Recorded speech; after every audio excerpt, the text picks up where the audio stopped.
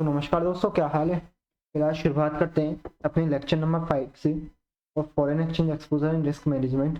काफ़ी इंटरेस्टिंग अपना डिस्कशन चल रहा था, उसी डिस्कशन को कंटिन्यू करते हैं। देखिए, कल तक जो था हम क्वेश्चन नंबर 22 तक कंप्लीट कर चुके थे। आज जो बात करेंगे वो क्वेश्चन नंबर 23 से करते हैं। 23 LDR क्वेश्चन मैंने आपको मार्क कराया है। देखिए 23 क्या कह रहा है आपसे। Your bank London office has surplus fund to the extent of dollar 5 lakh rupees. मतलब बेसिकली आपकी बैंक का जो लंदन वाला ऑफिस है उसमें क्या है, सरप्लस पड़ा है। कितने का सरप्लस पड़ा है? 5 लाख रुपीज का सरप्लस पड़ा है। ठीक है, फिर वो आपसे कह रहा है for a period of 3 months, मतलब 3 मंथ्स के लिए जो डॉलर 5 लाख रुपीज है वो आपके पास एक तरीके से खाली पड़ा हुआ है। उसका कोई भी आपने यूज नहीं कर रहा है, यूटिलाइजेशन उसका कुछ भी नहीं हो रहा है। अब वो आपसे कह रहा है the cost of fund to the bank is 4%। मतलब बैंक को इस फंड की कॉस्ट 4% है। 4% कैसे है? बैंक को, बैंक के पास खुद का पैसा तो होता नहीं है, आप सभी को मालूम है। बैंक क्या करता है, लोगों से डिपॉजिट एक्सेप्ट करता है। डिपॉजिट बैंक एक्सेप्ट करता है। जो डिपॉजिट बैंक एक्सेप्ट करता है तो उस पर इंटरेस्ट भी देता है। इंटरेस्ट देता है तो उन्होंने बता रखा है जो बैंक का इंटरेस्ट जो बैंक पे करता है वो करता है 5% का। बता रखा है आपको जो कॉस्ट टू बैंक है date is 4% per annum. Sorry, 4% interest आपको बताया। 4% पर एनम का जो बैंक है वो इंटरेस्ट पे करता है अपने कस्टमर को। इसलिए जो $5 लाख फंड पड़ा हुआ है इसकी जो कॉस्ट है बैंक के लिए वो 4% पर एनम की कॉस्ट बता रखी है। ठीक है सर। फिर क्या बता रखा है आपको, it proposes to invest these fund in London market, New York market and Frankfurt market. मतलब वो आपसे कह रहा है कि जो आपका ऑफिस है, ब्रांच ऑफिस है, वो क्या सजेस्ट कर रहा है, या तो आप लंदन मार्केट में इन्वेस्ट कर दो उस पैसे को, या न्यूयॉर्क में या फ्रैंकफर्ट में। And obtain the best deal without an in exchange risk और exchange to the bank the following interest rates are available. मतलब आपसे कह रहा है तीनों कंट्रीज के जो आपकी लंदन है, न्यूयॉर्क है, फ्रैंकफर्ट है, तीनों में से किसी में भी आप इन्वेस्ट कीजिए। और इन्वेस्ट इस हिसाब से कीजिए जो आपका एक्सचेंज रिस्क है वो मिनिमम हो। मतलब विदाउट एनी एक्सचेंज रिस्क कह रहा है कि एक्सचेंज रिस्क होना ही नहीं चाहिए। इस हिसाब से आपको इन्वेस्ट करना है। The following rates of interest are available at the three centres. मतलब तीनों सेंटर्स के आपको इंटरेस्ट रेट बता रखे हैं। लंदन में 5%, न्यूयॉर्क में 8 और फ्रैंकफर्ट में 3% पर एनम का। और आपको पता है कि जो फंड आपके पास फ्री फंड है, जो कितने मंथ्स के लिए फ्री है, वो 3 मंथ्स के लिए फ्री है। देयरफॉर ये सारे जो इंटरेस्ट रेट है आपको 12 मंथ्स से दे रखे हैं। हमको 3 मंथ्स के इंटरेस्ट रेट की कैलकुलेशन करनी है। 3 मंथ्स के हिसाब से हमको इंटरेस्ट अपना निकालना पड़ेगा तीनों मार्केट में अगर हम इन्वेस्ट करेंगे तो। ठीक है, फिर आपको एक्सचेंज रेट्स भी बता रखे हैं। और एक्सचेंज रेट इधर कैसे बता रखे हैं आपको, स्पॉट रेट दे रखा है प्लस आपको फॉरवर्ड रेट बता रखे हैं। ठीक है, फिर आपको क्या बता रखा है, अब ध्यान देने वाली चीज क्या है यहाँ पे। देखिए, कल मैंने आपको interpretation of foreign exchange course बताया था, जब मैंने आपसे कहा था कि जब भी आपको ऐसे पॉइंट्स दे रखे होते हैं, पॉइंट्स का मतलब क्या है, बेसिकली आपको ऐसे नंबर दे रखे होते हैं जैसे 15/18, 30/35, 80/85। इसका मतलब क्या है, ये स्वैप पॉइंट्स है आपके। स्वैप पॉइंट्स का ट्रीटमेंट हम क्या करते हैं, स्वैप पॉइंट्स का ट्रीटमेंट हम करते हैं अगर ये इंक्रीजिंग ऑर्डर में होते हैं हमारे स्वैप पॉइंट्स तो हम इनको ऐड करते हैं, और डिक्रीजिंग ऑर्डर में होते हैं तो हम इनको लेस करते हैं। ये कल हम बात कर चुके थे। अब देख लेते हैं, आपको स्वैप पॉइंट्स दे रखे हैं, स्पॉट रेट भी दे रखा है। लंदन और न्यूयॉर्क का मतलब क्या होता है, लंदन और न्यूयॉर्क का मतलब मैं बता देता हूँ आपको। लंदन और न्यूयॉर्क का मतलब है आपका डॉलर पर पाउंड का, ये आपको कोड दे रखा है। डॉलर पर पाउंड का मतलब क्या है आपका, देखिए लंदन और न्यूयॉर्क का मतलब हम ऐसे इंटरप्रेट कर सकते हैं कि जो लंदन का रेट है वो न्यूयॉर्क की मार्केट में, मतलब बेसिकली लंदन की करेंसी कौन सी है आपकी, लंदन की करेंसी आपकी पाउंड। पाउंड है आपकी लंदन की करेंसी, तो ये जो कोड दे रखा है वो आपका पाउंड का दे रखा है। कॉन्सेप्ट में आके हम लिख भी सकते हैं, अगर आप चाहें तो कॉन्सेप्ट में आप लिख सकते हैं। छोटा सा कॉन्सेप्ट है अंडरस्टैंडिंग के पॉइंट ऑफ व्यू से। अगर आपको दे रखा है क्वेश्चन में, सपोज लंदन ऑन न्यूयॉर्क, इसका मतलब क्या होगा आपका, लंदन और न्यूयॉर्क का मतलब होगा आपका जो कोट है वो दे रखा है आपको लंदन की करेंसी का। लंदन की करेंसी कौन सी है हमारी, लंदन की करेंसी है पाउंड, तो ये कोट होगा आपका डॉलर पर पाउंड, क्योंकि न्यूयॉर्क की करेंसी आपकी और डॉलर है, तो ये कोट होगा आपका डॉलर पर पाउंड का। ठीक है, अगर मैं ऐसे ही एक और एग्जांपल आपको दूं, एक आधा example, suppose rupee on dollar. Rupee on dollar का मतलब क्या होगा आपका, रुपी ऑन डॉलर का मतलब होगा सिंपल सा, आपका जो कोट दे रखा है वो आपको दे रखा है रुपीज का, दैट इज डॉलर पर रुपी। ठीक है, बेसिकली जो भी करेंसी आपका आपको कोड दे रखा होता है उसमें आपको बता रखा होता है रुपी ऑन डॉलर, या फिर लंदन ऑन न्यूयॉर्क, या आप हम ऐसे भी लिख सकते हैं इसको इंडिया ऑन यूएसए, हम ऐसे भी इसको मेंशन कर सकते हैं। ठीक है, एक आध एग्जांपल और लूँ तो जैसे कि आप लिख सकते हैं डॉलर, या फिर हम कह सकते हैं यूएसए ऑन पाउंड, या फिर आपका यूके, यूएसए ऑन यूके। तो इसका मतलब क्या होगा, जो कोड दे रखा है आपको वो दे रखा है यूएसए का, डेट इज डॉलर का आपको कोड दे रखा है, पाउंड पर डॉलर का आपको कोड दे रखा है। ठीक है, इस तरीके से हम इसको इंटरप्रेट करते हैं। बेसिकली ये आपका इंटरप्रिटेशन में ही आ जाता है।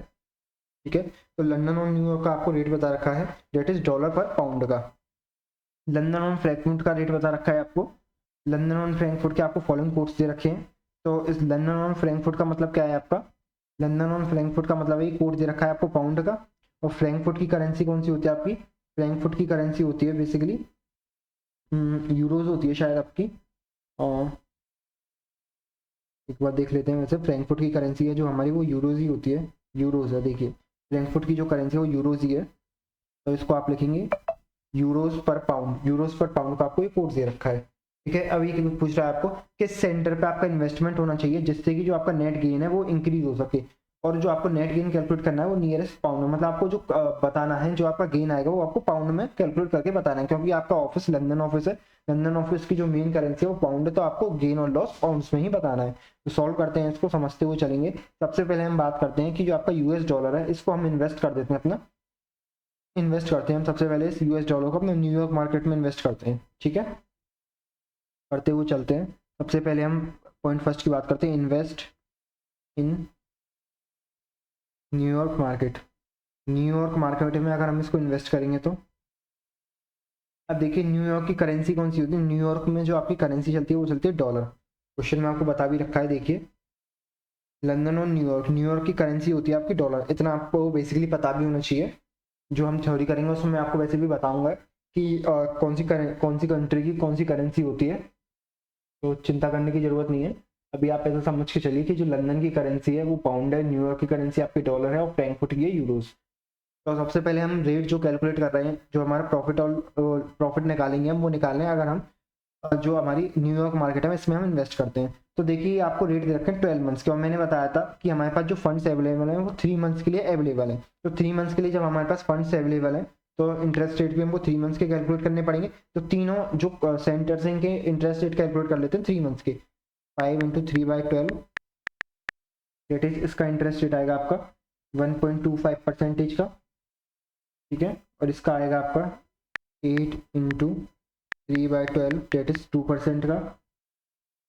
इधर आएगा आपका 3 इंटू 3/12, डेट इज 0.75% का। तो हमने 3 मंथ्स के जो इंटरेस्ट रेट थे वो आपके निकाल लिए। सबसे पहला स्टेप हमने इंटरेस्ट रेट निकाल लिए। तो हमको चाहिए न्यूयॉर्क का। न्यूयॉर्क में अगर हम इन्वेस्ट करेंगे तो हमको 3 महीने के लिए जो इंटरेस्ट मिलेगा वो मिलेगा 2% का।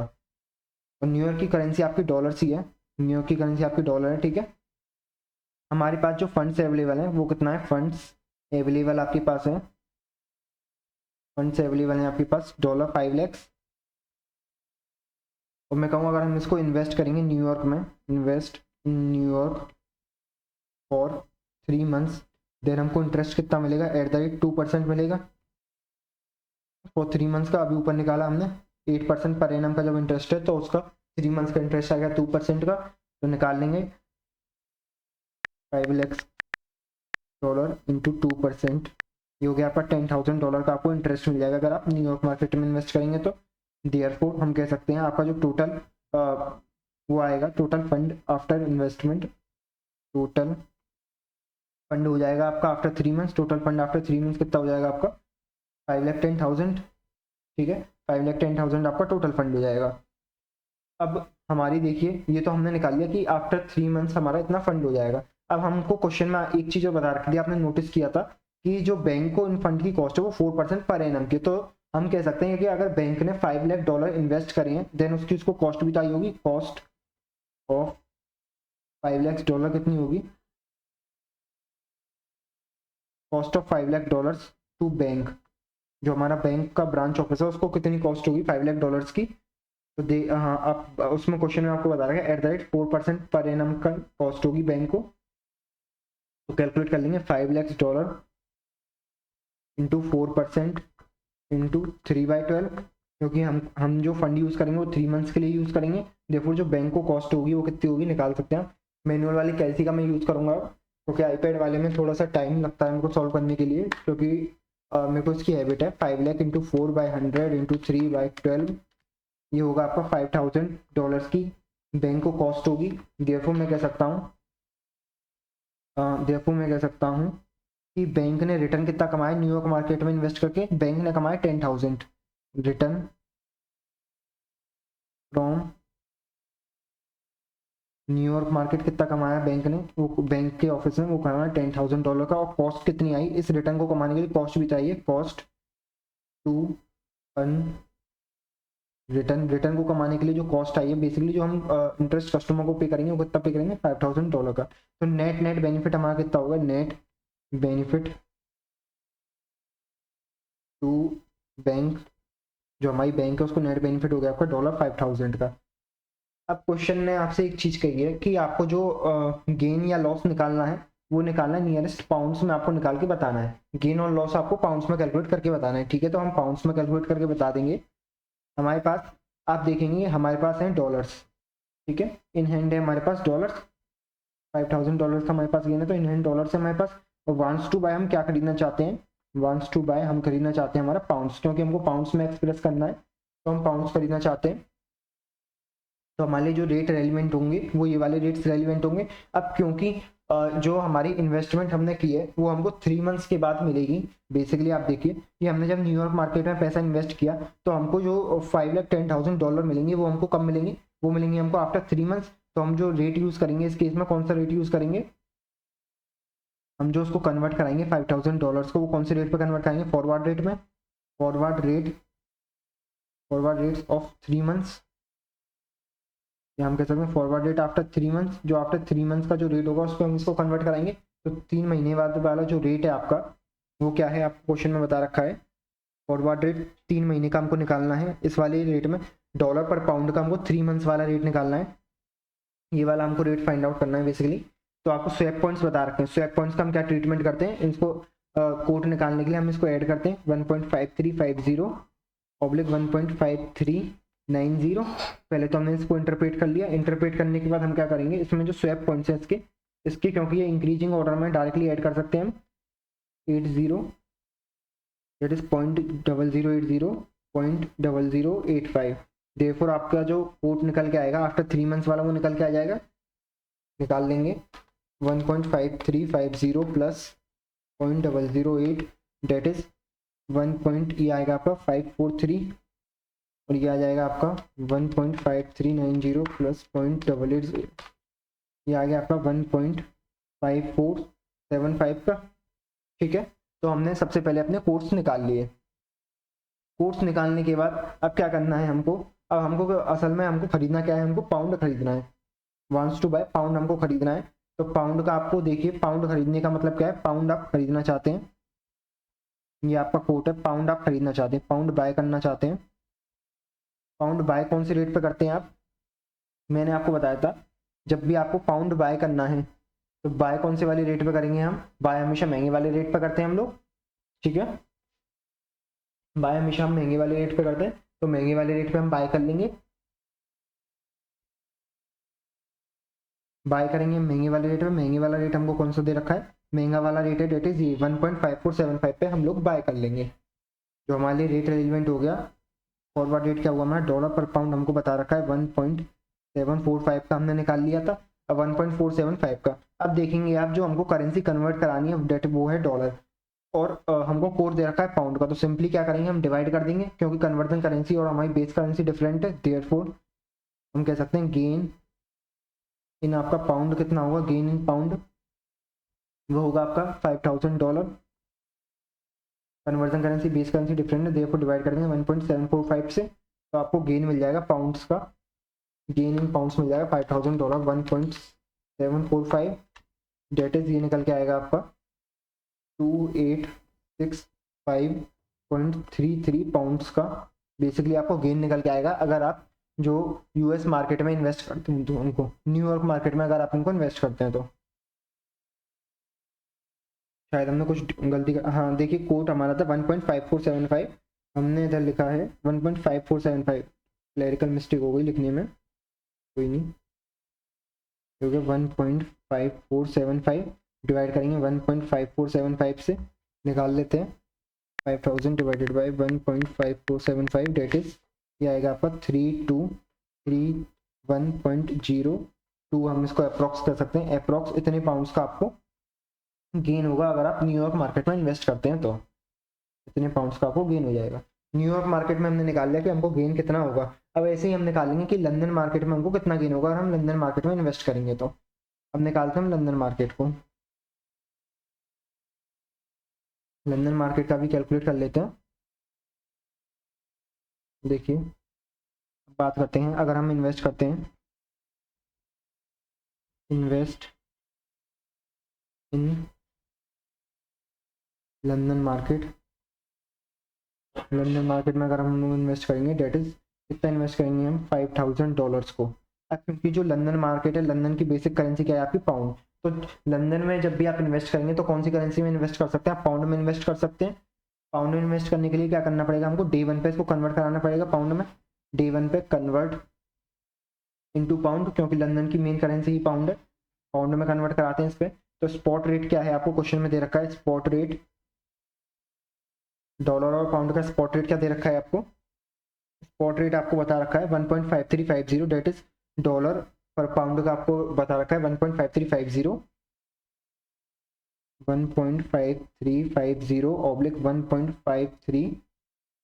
1.5390, ये आपको कोड बता रखा है डॉलर पर पाउंड का, ये आपको कोड बता रखा है, ठीक है। अगर हम लंदन मार्केट में इन्वेस्ट करेंगे तो हमको ये स्पॉट रेट पे कन्वर्ट कराने पड़ेंगे। स्पॉट रेट पे कन्वर्ट कराने का मतलब क्या है हमारा, अब आप देखिए इन हैंड हमारे पास क्या है, इन हैंड डॉलर है हमारे पास और हम खरीदना क्या चाहते हैं, वांट्स टू बाय, हम खरीदना चाहते हैं पाउंड्स को, हम खरीदना चाहते हैं डे वन पे, जिससे कि हम पाउंड्स में इन्वेस्टमेंट कर सकें। तो हम पाउंड खरीदेंगे डे वन पे। अगर हम पाउंड खरीदना चाहते हैं, बाय करना चाहते हैं तो कौन सा रेट यूज़ करेंगे, बाय हमेशा महंगी वाले रेट पे करते हैं 1.5390 पे। तो कन्वर्ट करा लेते हैं इसको, convert into pound on day one, that is $5 lakh है आपके पास। आपका कोड दे, आपकी कन्वर्जन करेंसी डॉलर है, कोड दे रखा है आपको पाउंड का, इसलिए डिवाइड कर देंगे 1.5390 से।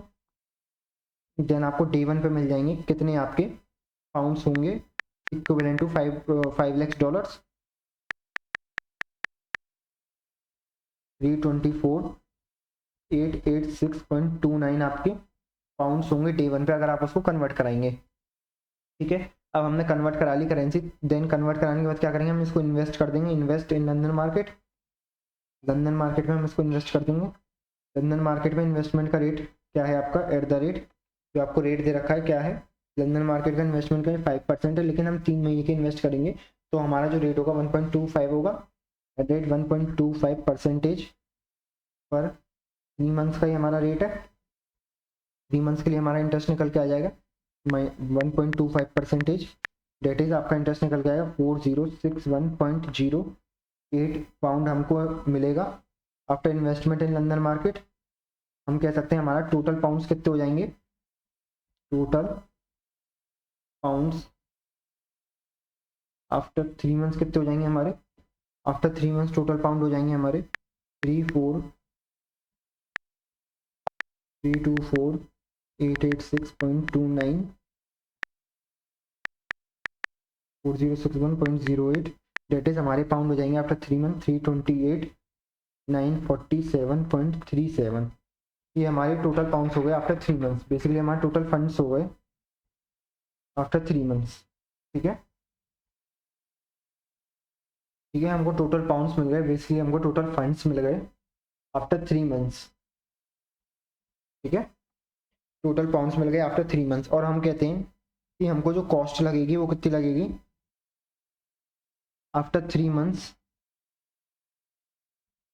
जो बैंक के पास सरप्लस फंड था उसकी कॉस्ट भी तो थी हमारी, जो सरप्लस फंड था, सरप्लस फंड्स जिसको हमने इन्वेस्ट किया था, डेट इज $5 लाख। इस $5 लाख पे बैंक को कुछ इंटरेस्ट भी तो पे करना पड़ेगा। कॉस्ट जो हमने पहले बात करी थी, कॉस्ट कितनी थी आपको क्वेश्चन में बता रहा है, 4% पर एनम की कॉस्ट थी। बेसिकली ये आपको बता रखा था, इधर देखिए 4% पर एनम की बैंक को कॉस्ट पे करनी पड़ रही थी। तो आफ्टर 3 मंथ जो सरप्लस फंड है इसमें हम निकाल सकते हैं कॉस्ट टू बैंक और सरप्लस फंड की कॉस्ट कितनी होगी बैंक के लिए, वो होगी आपकी $5 लाख, ठीक है, इंटू 4% इंटू 3/12, क्योंकि हम 3 मंथ्स के लिए अपनी कैलकुलेशन कर रहे हैं, 3 मंथ्स के लिए हमने पैसा इन्वेस्ट किया है। 5 lakhs into 4/12 into 3/12, debt is $5 lakh into 4% into 3/12, debt is आ गया आपका $5,000। मतलब बैंक को जो कॉस्ट होगी वो $5,000 की कॉस्ट होगी। हम कह सकते हैं टोटल जो हम कह सकते हैं total cost including principle of $5 lakhs कितना हो जाएगा आपका, मतलब $5 लाख को इंक्लूड करके, और जो बैंक को कॉस्ट पे करनी है वो कितना हो जाएगा आपका 5,05,000 हो जाएगा। बेसिकली आफ्टर 3 मंथ्स बैंक को जो पे करना होगा वो कितना पे करना होगा, $5,05,000 अपने कस्टमर को पे करना पड़ेगा। आप ऐसा समझिए जैसे कि डे 1 पे बैंक ने क्या किया, बैंक ने $5 लाख जो जनरल पब्लिक है उससे डिपॉजिट एक्सेप्ट किया, तो बैंक ने कहा कि आफ्टर 3 मंथ्स हम आपको इन डिपॉजिट को रीपेमेंट कर देंगे। तो जो बैंक के पास 3 मंथ्स का जो समय, इस 3 मंथ्स के समय में वो आपसे पूछा है, आप 3 मार्केट आपके पास ऑप्शन है, या तो आप लंदन मार्केट में इन्वेस्ट कीजिए, या न्यूयॉर्क मार्केट में इन्वेस्ट कीजिए, फ्रैंकफर्ट मार्केट में इन्वेस्ट कीजिए, और हमको बताइए कि हम कितना मैक्सिमम रिटर्न कमा सकते हैं इन 3 महीने के लिए। अब आफ्टर 3 मंथ्स तो आपको वो बैंक को रीपे ही करना पड़ेगा, principal plus interest to the customer. देखो total cost including the principal कितना हो जाएगा आपका, 5,05,000 हो जाएगा। अब उसने आपसे पूछा एक चीज और है कि आपको जो नेट गेन कैलकुलेट करके बताना है वो नियरेस्ट पाउंड्स में कैलकुलेट करके बताना है। तो आपने देखा कि आपकी जो इन्वेस्टमेंट की वैल्यू होगी आफ्टर 3 मंथ्स वो तो आपने पाउंड्स में ही कैलकुलेट करी है। तो हम सिंपली क्या करते हैं, जो हमको रीपेमेंट करना है उसको भी हम पाउंड्स में कैलकुलेट कर लेते हैं, डेट इज $5,000 को भी हम कन्वर्ट कर लेते हैं पाउंड्स में। तो हमको पाउंड्स में ही नेट गेन मिल जाएगा अपना, कन्वर्ट इनटू पाउंड्स में हम कन्वर्ट कर लेते हैं। तो हमारा एक्सचेंज रेट जो हम यूज करेंगे, इसमें कौन सा रेट यूज करेंगे, 3 मंथ्स फॉरवर्ड वाला रेट यूज करेंगे, क्योंकि आफ्टर 3 मंथ्स हमको रीपेमेंट करना है, 3 मंथ्स फॉरवर्ड वाला रेट, ठीक है। अब आप इधर देखिए कि आपने जो इन्वेस्टमेंट करी है वो लंदन मार्केट में इन्वेस्ट करी है। लंदन मार्केट से जो आपको रिसीव होगा वो क्या रिसीव होगा, पाउंड आपको रिसीव होगा लंदन मार्केट से। तो इन हैंड आपके पास क्या आ जाएगा, इन हैंड लंदन मार्केट से आपको पाउंड मिल जाएंगे। और वांट्स टू बाय, आप पाउंड से क्या करेंगे, वांट्स टू बाय मतलब पाउंड्स को बेच के आप क्या करेंगे, पाउंड्स को आप सेल करेंगे, और उससे क्या खरीदेंगे, आप उससे डॉलर खरीदेंगे, जिससे कि उनकी जो कस्टमर्स की रीपेमेंट है उसको आप कर सकें। तो अब इधर हमारा सिनेरियो चेंज हो जाता है, इधर हमारे हाथ में पाउंड्स आ जाएंगे लंदन मार्केट में इन्वेस्टमेंट करने से आफ्टर 3 मंथ, और उन पाउंड्स को यूज करके हम क्या करेंगे, जो हमारी डॉलर्स है उनका रीपेमेंट कर देंगे। अब जो हमको डॉलर्स का रीपेमेंट करना है डेट इज $5,05,000 का, तो हमारा जो 3 मंथ फॉरवर्ड वाला एक्सचेंज रेट है उसको यूज करेंगे। 3 मंथ फॉरवर्ड वाला एक्सचेंज रेट क्या है हमारा, 3 मंथ फॉरवर्ड वाला हमारा एक्सचेंज रेट है डेट इज डॉलर पर पाउंड का, वो आपको अभी हमने निकाला ही था, जस्ट हम निकाल ही चुके थे इधर। देखिए ये हमारा फॉरवर्ड रेट था आफ्टर 3 मंथ्स, ये वाला रेट हमको यूज करना है बेसिकली, तो इसी रेट को हम यूज करेंगे।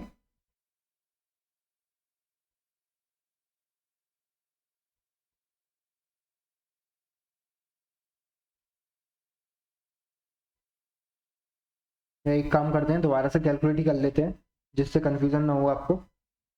हमको चाहिए डॉलर पर पाउंड का आफ्टर 3 मंथ्स वाला रेट, 3 मंथ्स वाला हमको रेट चाहिए। और हमारा टारगेट क्या है, हमारे पास पाउंड है, और पाउंड बेच के हमको क्या खरीदना है, पाउंड को सेल करना है हमको, और हमको डॉलर खरीदना है, क्योंकि जिससे कि हम डॉलर का रीपेमेंट कर सकें, ठीक है। हमारा टारगेट ये है, जब हमको बेस करेंसी को सेल करना है, सबसे पहले हमारे पास स्पॉट निकाल लेते हैं, डेट इज हमारे पास स्पॉट रेट आपका 1.5350 और 1.5390, ठीक है।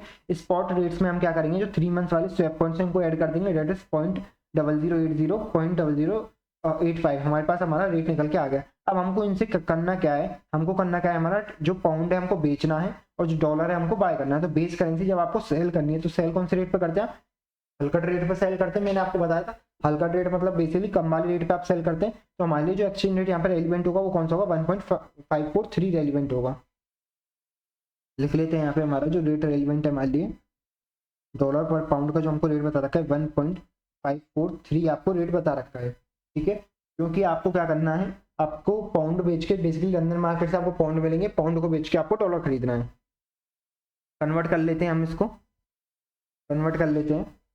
मतलब हम ये कहना चाह रहे हैं कि हमको $5,05,000 के रीपेमेंट के लिए कितने पाउंड्स की आवश्यकता पड़ेगी। तो पाउंड्स रिक्वायर्ड टू पे $5,05,000 $5,05,000,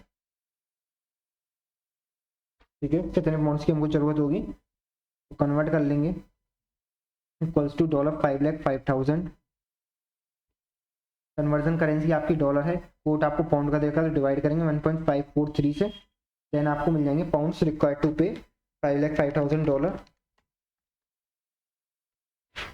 तो हमको मिल गया, हमको कितने पाउंड्स रीपे करने पड़ेंगे, 327,284.51 आप देख सकते हैं, ठीक है। यानी हमको पाउंड्स की आवश्यकता होगी टू पे $5,05,000। अब निकाल सकते हैं आप नेट गेन। आपको आफ्टर 3 मंथ्स लंदन मार्केट से कितने पाउंड मिलेंगे, आपको मिलेंगे इतने पाउंड्स आपको मिलेंगे, और आपको रीपे कितने करने हैं, मैं कहूँ आपको इतने पाउंड्स आपको लंदन मार्केट से मिलेंगे आफ्टर 3 मंथ्स, और आपको रीपे करना है 3,27,284 पाउंड्स। देयरफॉर आपका नेट गेन या नेट लॉस हम निकाल सकते हैं। बेसिकली इस कंडीशन में नेट गेन ही हो रहा है आपका, क्योंकि आपको रिसीव ज़्यादा होंगे पाउंड्स और आपको पेमेंट कम करना है। नेट गेन कितना होगा आपका 328, जो आपको पाउंड्स रिसीव होंगे 328,947.37 आपको पाउंड्स रिसीव होंगे, और आपको रीपे करने हैं 327,284.51 पाउंड्स आपको रीपे करने हैं। देखो नेट गेन आपका निकल के आ जाएगा 328,947.37 माइनस 327,284.51। देयरफॉर आपका नेट गेन निकल के आ जाएगा 1662.86 पाउंड का आपका नेट गेन निकल के आ जाता है। अगर आप इन्वेस्ट करते हैं लंदन मार्केट में, देन आपका जो नेट गेन निकल के आता है 1662.86 निकल के आता है। राउंडिंग ऑफ की वजह से कुछ डिफरेंसेस हो सकते हैं, बाकी हमने पूरी कैलकुलेशन अपनी सही करी है, ठीक है। चलिए हमारा नेट गेन इसका भी निकल गया। हमने अपनी अगर इन्वेस्ट किया हमने लंदन मार्केट में, तो हमको जो गेन हो रहा है 1662 पाउंड्स का हो रहा है, और हमने जब इन्वेस्ट किया हमारा न्यूयॉर्क मार्केट में, तो हमको गेन इतना हो रहा है। अब तीसरा केस और कर लेते हैं, जब हम इन्वेस्ट करते हैं अपना फ्रैंकफर्ट मार्केट में, बेसिकली लंदन हो गया, न्यूयॉर्क हो गया, फ्रैंकफर्ट की बात कर लेते हैं। अगर हम फ्रैंकफर्ट मार्केट में इन्वेस्ट करते तो देखिए, अगर हम फ्रैंकफर्ट मार्केट में इन्वेस्ट करते हैं, सबसे पहले हम वही निकाल लेंगे cost of funds to bank. वो तो तीनों केस में बेसिकली सेम ही रहेंगे वैसे। Cost of funds that is $5 lakh to bank कितनी होगी, वो होगी आपकी $5 लाख है आपके पास। ये हमारा केस नंबर 3 है, जब इन्वेस्ट कर रहे हैं हम इन्वेस्ट इन फ्रैंकफर्ट मार्केट।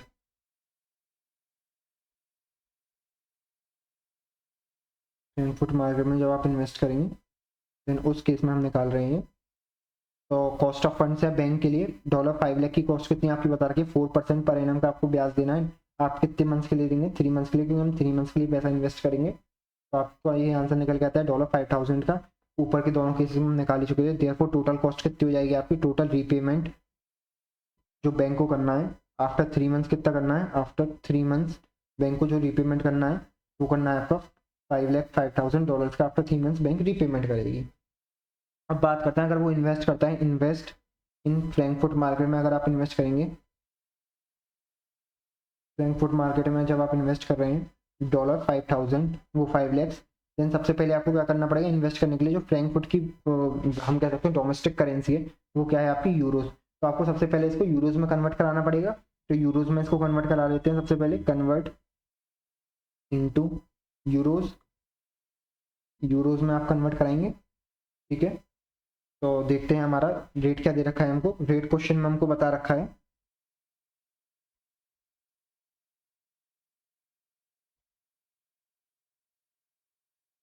ये बेसिकली आपको लंदन और फ्रैंकफर्ट का मतलब मैंने आपको बताया था, यूरोज पर पाउंड है आपका। तो आपको जो रेट बता रखा है, क्या बता रखा है, हम जो कन्वर्ट कराएंगे वो कन्वर्ट कराएंगे इन्वेस्ट फ्रैंकफर्ट में इन्वेस्ट करने के लिए कौन से रेट पे कराएंगे, स्पॉट रेट पे कन्वर्ट कराएंगे, डे 1 पे स्पॉट रेट, क्योंकि हम कन्वर्ट कराएंगे डे 1 पे, जब भी तो हम फ्रैंकफर्ट में इन्वेस्ट कर पाएंगे। तो स्पॉट रेट आपको क्या गिवन है, यूरो पर पाउंड का आपको स्पॉट रेट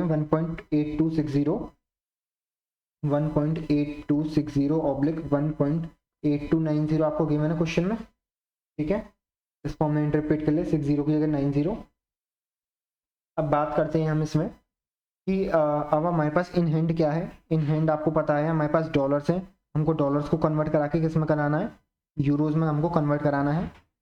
हम खरीदना चाहते हैं वांस, हम खरीदना चाहते हैं यूरोज। तो हमको क्या करना है, सबसे पहले हम डॉलर को सेल करेंगे। आपको ये जो कोड दे रखा है वो किसका दे रखा है, कोड आपको बता रखा है यूरो पर पाउंड का, यूरो पर पाउंड का आपको रेट दे रखा है। तो हम क्या करेंगे, सबसे पहले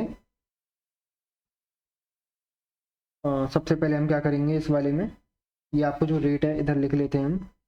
बेसिकली इसमें आपको शायद क्रॉस रेट का कॉन्सेप्ट यूज होना है, देखते हैं। एक तो आपको ये रेट दे रखा है, दूसरा आपको क्या रेट दे रखा है, स्पॉट रेट। दूसरा स्पॉट रेट आपको क्वेश्चन में गिवन है क्या है, वो दे रखा है आपको डॉलर पर पाउंड का। डॉलर पर पाउंड का भी लिख लेते हैं हम। डॉलर पर पाउंड का आपको स्पॉट रेट गिवन है क्या है, 1.5350 का, 1.5350 का ऑब्लिक 1.5390, ठीक है। ये आपको रेट्स गिवन है क्वेश्चन में ही, आपको ये रेट गिवन है। अभी तक हमने केवल क्वेश्चन की ही जो लैंग्वेज है उसको लिखा है। अब बात करते हैं, आपको डॉलर से कन्वर्ट करा के यूरोज में कन्वर्ट कराना है, जब भी तो आप इसमें इन्वेस्ट कर पाएंगे फ्रैंकफर्ट मार्केट में।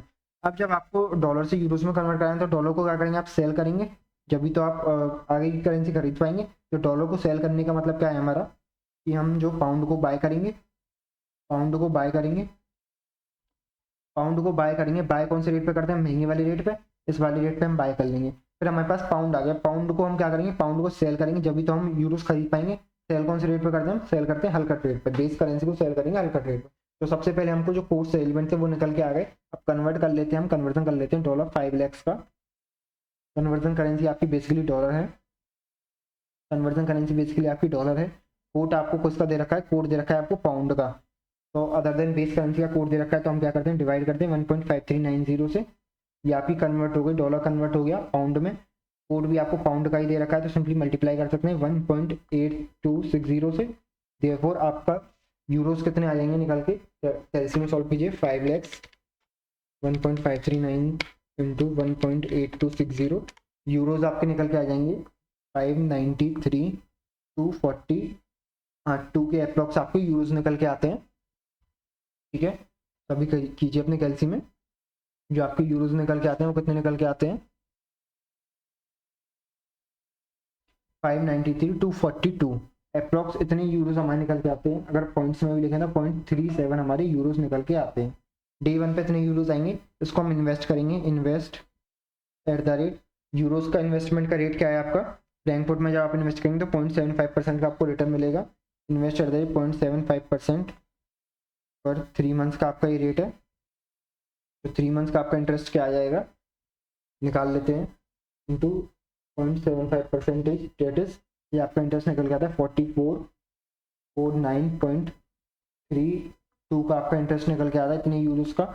आफ्टर 3 मंथ्स टोटल यूरोज कितने हो जाएंगे आपका, टोटल फंड्स इन यूरोज कितना हो जाएगा आपका, वो हो जाएगा आपका, दोनों को ऐड कर देंगे 593,242.37 डेट इज, ये हो जाएगा आपका 597,691.69 अप्रॉक्स इतना हो जाएगा।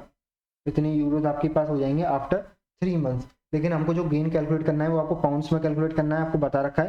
पाउंड्स में कैलकुलेट करने के लिए इसको कन्वर्ट करा लेंगे हम पाउंड्स में। तो convert euros into pounds, pounds में कन्वर्ट करा लेंगे।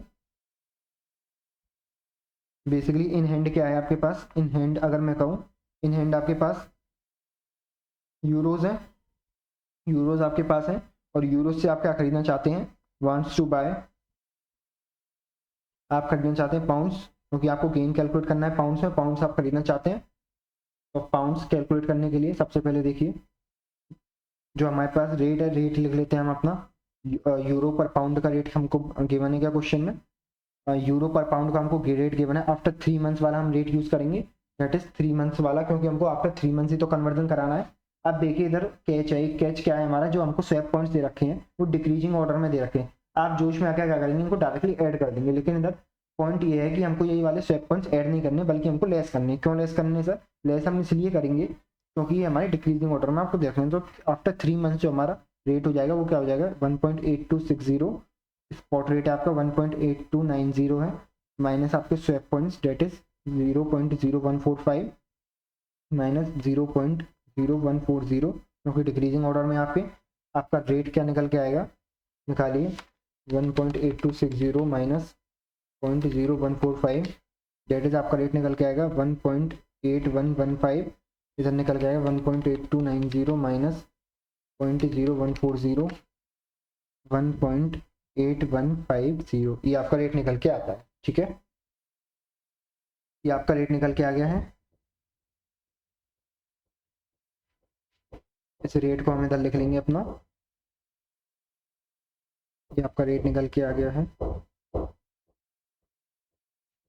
ये आपका रेट जो आया है यूरोस पर पाउंड का रेट है ना, यूरोस पर पाउंड का रेट है आफ्टर 3 मंथ्स का।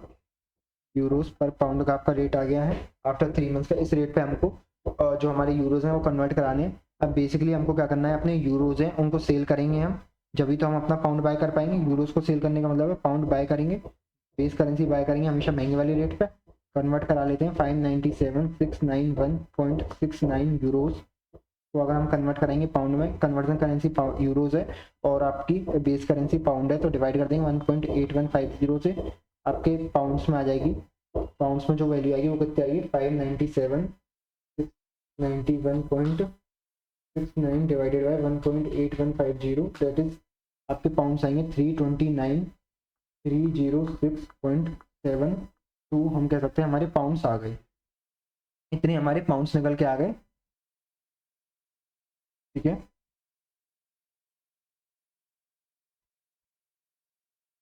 इतने हमारे पाउंड्स निकल के आ गए हैं। अब हमको क्या करना, तो हमने देखा था, अब हमने जो यूरोज थे उसको पाउंड्स में कन्वर्ट करा दिया। ठीक है, यूरोज हमारे पाउंड्स में कन्वर्ट हो गए। अब हम उसको और कन्वर्ट करा लेते हैं जो हमारे डॉलर्स थे, डेट इज जो हमको रीपेमेंट करना था। रीपेमेंट हमको कितना करना था, $5,05,000 का हमको रीपेमेंट करना था। तो इसको भी हम कन्वर्ट करा लेते हैं अपना इनटू पाउंड्स में, पाउंड्स में इसको भी कन्वर्ट करा लेते हैं। रीपेमेंट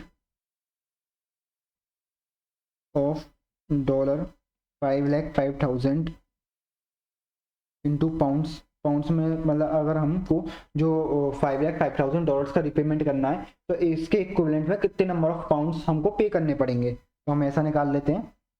तो वही करते हैं अपना, इन हैंड हमारे पास क्या है और वांट्स टू बाय क्या है। देखो अल्टीमेटली जो हमको पेमेंट करना है वो तो हमको डॉलर्स में ही करना है ना। आप इस तरीके से समझ के चलिए, जो आपको अल्टीमेटली पेमेंट करना है वो तो डॉलर्स में ही करना है ना। यहाँ हमें दर भी देख सकते हैं, जो हमने लंदन मार्केट में कैलकुलेट किया था, जो हमारा $5,05,000 का हमको पेमेंट करना था, तो उसके इक्विवेलेंट नंबर ऑफ में पाउंड कितने आए, इक्विवेलेंट नंबर ऑफ पाउंड कितने आए थे उसको आप डायरेक्टली भी लिख सकते हैं। और इधर मैं आपको सॉल्व कराना चाहूँगा, आप सॉल्व भी कर सकते हैं। कैसे कर सकते हैं सर सॉल्व, देखिए आप ऐसा समझिए कि आपको अल्टीमेटली जो पेमेंट करना है वो किस में पेमेंट करना है, पेमेंट अल्टीमेटली आपको डॉलर्स में करना है। तो आपको जो खरीदना पड़ेगा, बेशक आप पाउंड्स में कन्वर्ट कराएं या किसी में भी कन्वर्ट कराएं, अल्टीमेटली जो आपको खरीदना पड़ेगा वो तो आपको डॉलर ही खरीदना पड़ेगा। ठीक है, जब आपको डॉलर खरीदना पड़ेगा तो आपके पास इन हैंड वाली करेंसी कौन सी होगी, इन हैंड वाली होगी आपके पास पाउंड, क्योंकि आपने क्या किया है, जो आपके पास यूरोस थे, यूरोस को कन्वर्ट करा के आपने पाउंड में कन्वर्ट करा लिए, तो आपके पास अब होगा आपके पास पाउंड, और पाउंड से आपको क्या पेमेंट करना है, पाउंड से आपको पेमेंट करना है अपना डॉलर का। तो आप ऐसे समझ सकते हैं, या फिर आपका जो लंदन मार्केट में हमने वैल्यू निकाली उसको डायरेक्टली भी ले सकते हैं। तो हम जो रेट है 3 मंथ्स फॉरवर्ड रेट है उसको लिख लेते हैं, 3 मंथ्स फॉरवर्ड रेट पे तो आप कन्वर्ट कराएंगे। हमारे पास अब पाउंड आ चुका है, पाउंड से हम पेमेंट करना है डॉलर का। 3 मंथ फॉरवर्ड वाला रेट क्या होगा हमारा, 3 months forward rate, 3 months forward rate लिख लेते हैं हमारा डॉलर पर पाउंड का। हमारा 3 मंथ्स फॉरवर्ड रेट क्या होगा, हमने बेसिकली वैसे निकाल रखा है, हमारा 3 मंथ्स फॉरवर्ड रेट 1.5430 है, 1.5430 है और 1.5475 है। अब जब आपको अल्टीमेटली खरीदना तो डॉलर ही है ना, आपके पास पाउंड आ गया है बेशक, लेकिन पाउंड को बेच के आपको खरीदेंगे तो आप डॉलर ही, तो पाउंड को क्या करेंगे आप सेल करेंगे और अल्टीमेटली डॉलर को ही खरीदेंगे। तो जो हमारा कोड यूज होगा वो पाउंड को बेचने वाला यूज होगा। बेचते कौन से रेट में, हल्का रेट पे हम लोग बेचते हैं, देखो कन्वर्ट करा लेंगे इसको, कन्वर्ट इनटू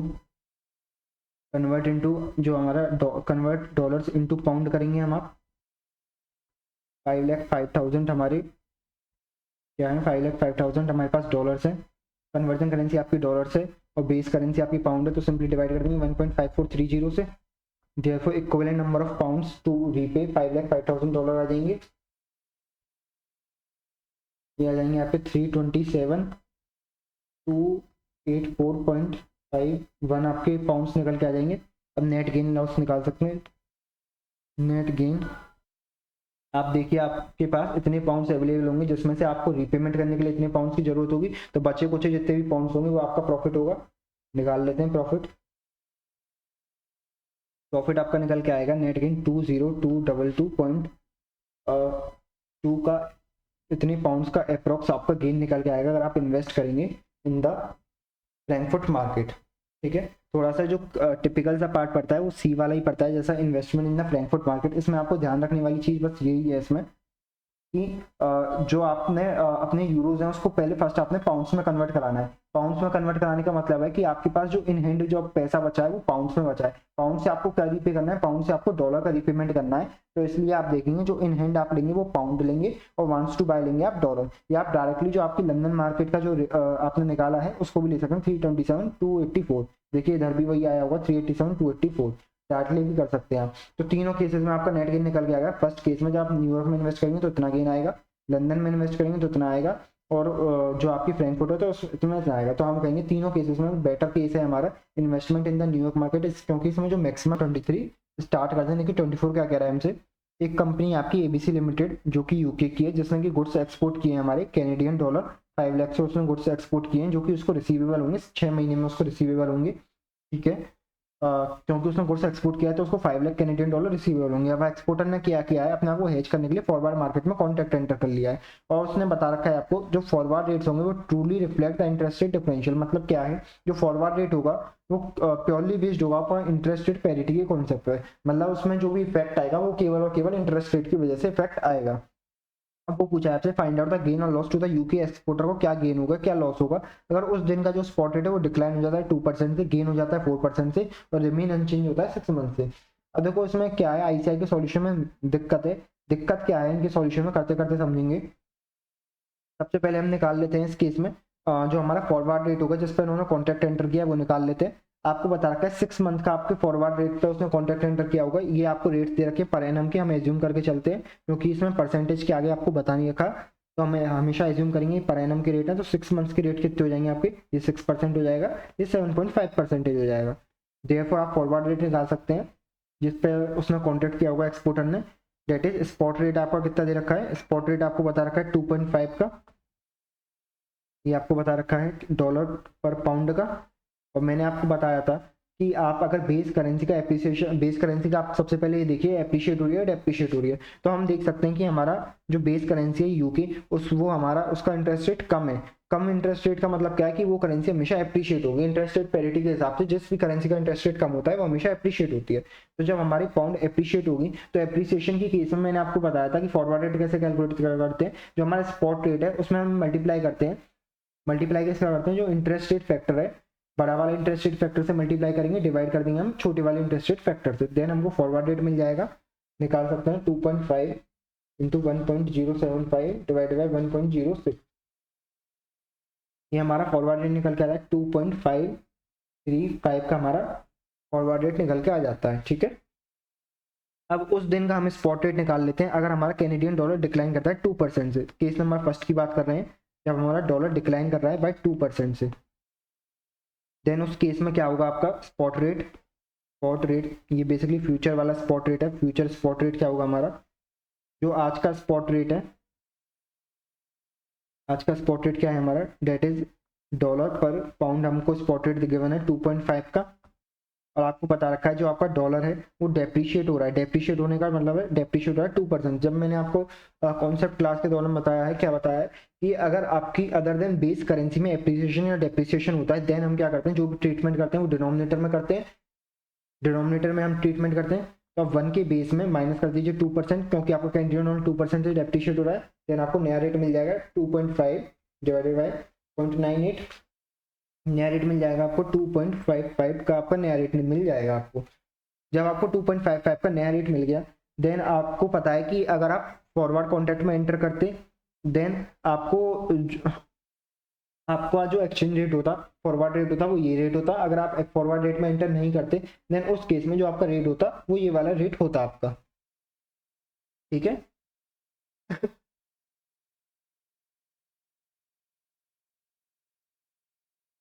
इसको एक काम करते हैं, ये भी 3 डिजिट में लिया है तो इसको भी 3 डिजिट में ले लेते हैं हम लोग। अब नेट गेन और लॉस निकाल लेते हैं हम। अगर हम कहते हैं कि विदाउट फॉरवर्ड कॉन्ट्रैक्ट हमको रिसिप्ट कितना होता, उस दिन का स्पॉट रेट होता उस पर रिसिप्ट होता हमको, स्पॉट रेट पर हमको रिसिप्ट होता। स्पॉट रेट क्या है हमारा, डॉलर पर पाउंड 2.551 है, 2.551 है हमारा फॉरवर्ड रेट। तो अगर हम विदाउट फॉरवर्ड कॉन्ट्रैक्ट उस दिन पे रिसिप्ट होता है स्पॉट रेट के हिसाब से, तो हमारा रेट इतना है और हमको रिसीव कितना हो रहा है, 5 लाख कैनेडियन डॉलर हमको रिसीव होना है। आप देखिए जो कन्वर्जन करेंसी है वो डॉलर है हमारी और कोड दे रखा है पाउंड का, तो सिंपली डिवाइड कर देंगे तो हमको जो रिसिप्ट होगा वो निकल के आ जाएगा। ऐसे ही अगर हम विद फॉरवर्ड कॉन्ट्रैक्ट मतलब फॉरवर्ड कॉन्ट्रैक्ट की तरफ हम लोग जाते, देन उस केस में हमको रिसिप्ट कितना होता, उस केस में रिसिप्ट निकाल सकते हैं आप, डॉलर 5 लाख डिवाइडेड बाय जो फॉरवर्ड रेट है, क्योंकि हमारी कन्वर्जन करेंसी डॉलर होगी इस केस में भी और कोड दे रखा है हमको पाउंड का, तो इस फॉरवर्ड रेट था हमारा 2.535 का, 535 का, देन आपका निकल के आ जाएगा विदाउट फॉरवर्ड कॉन्ट्रैक्ट। तो आप निकाल सकते हैं दोनों केस में।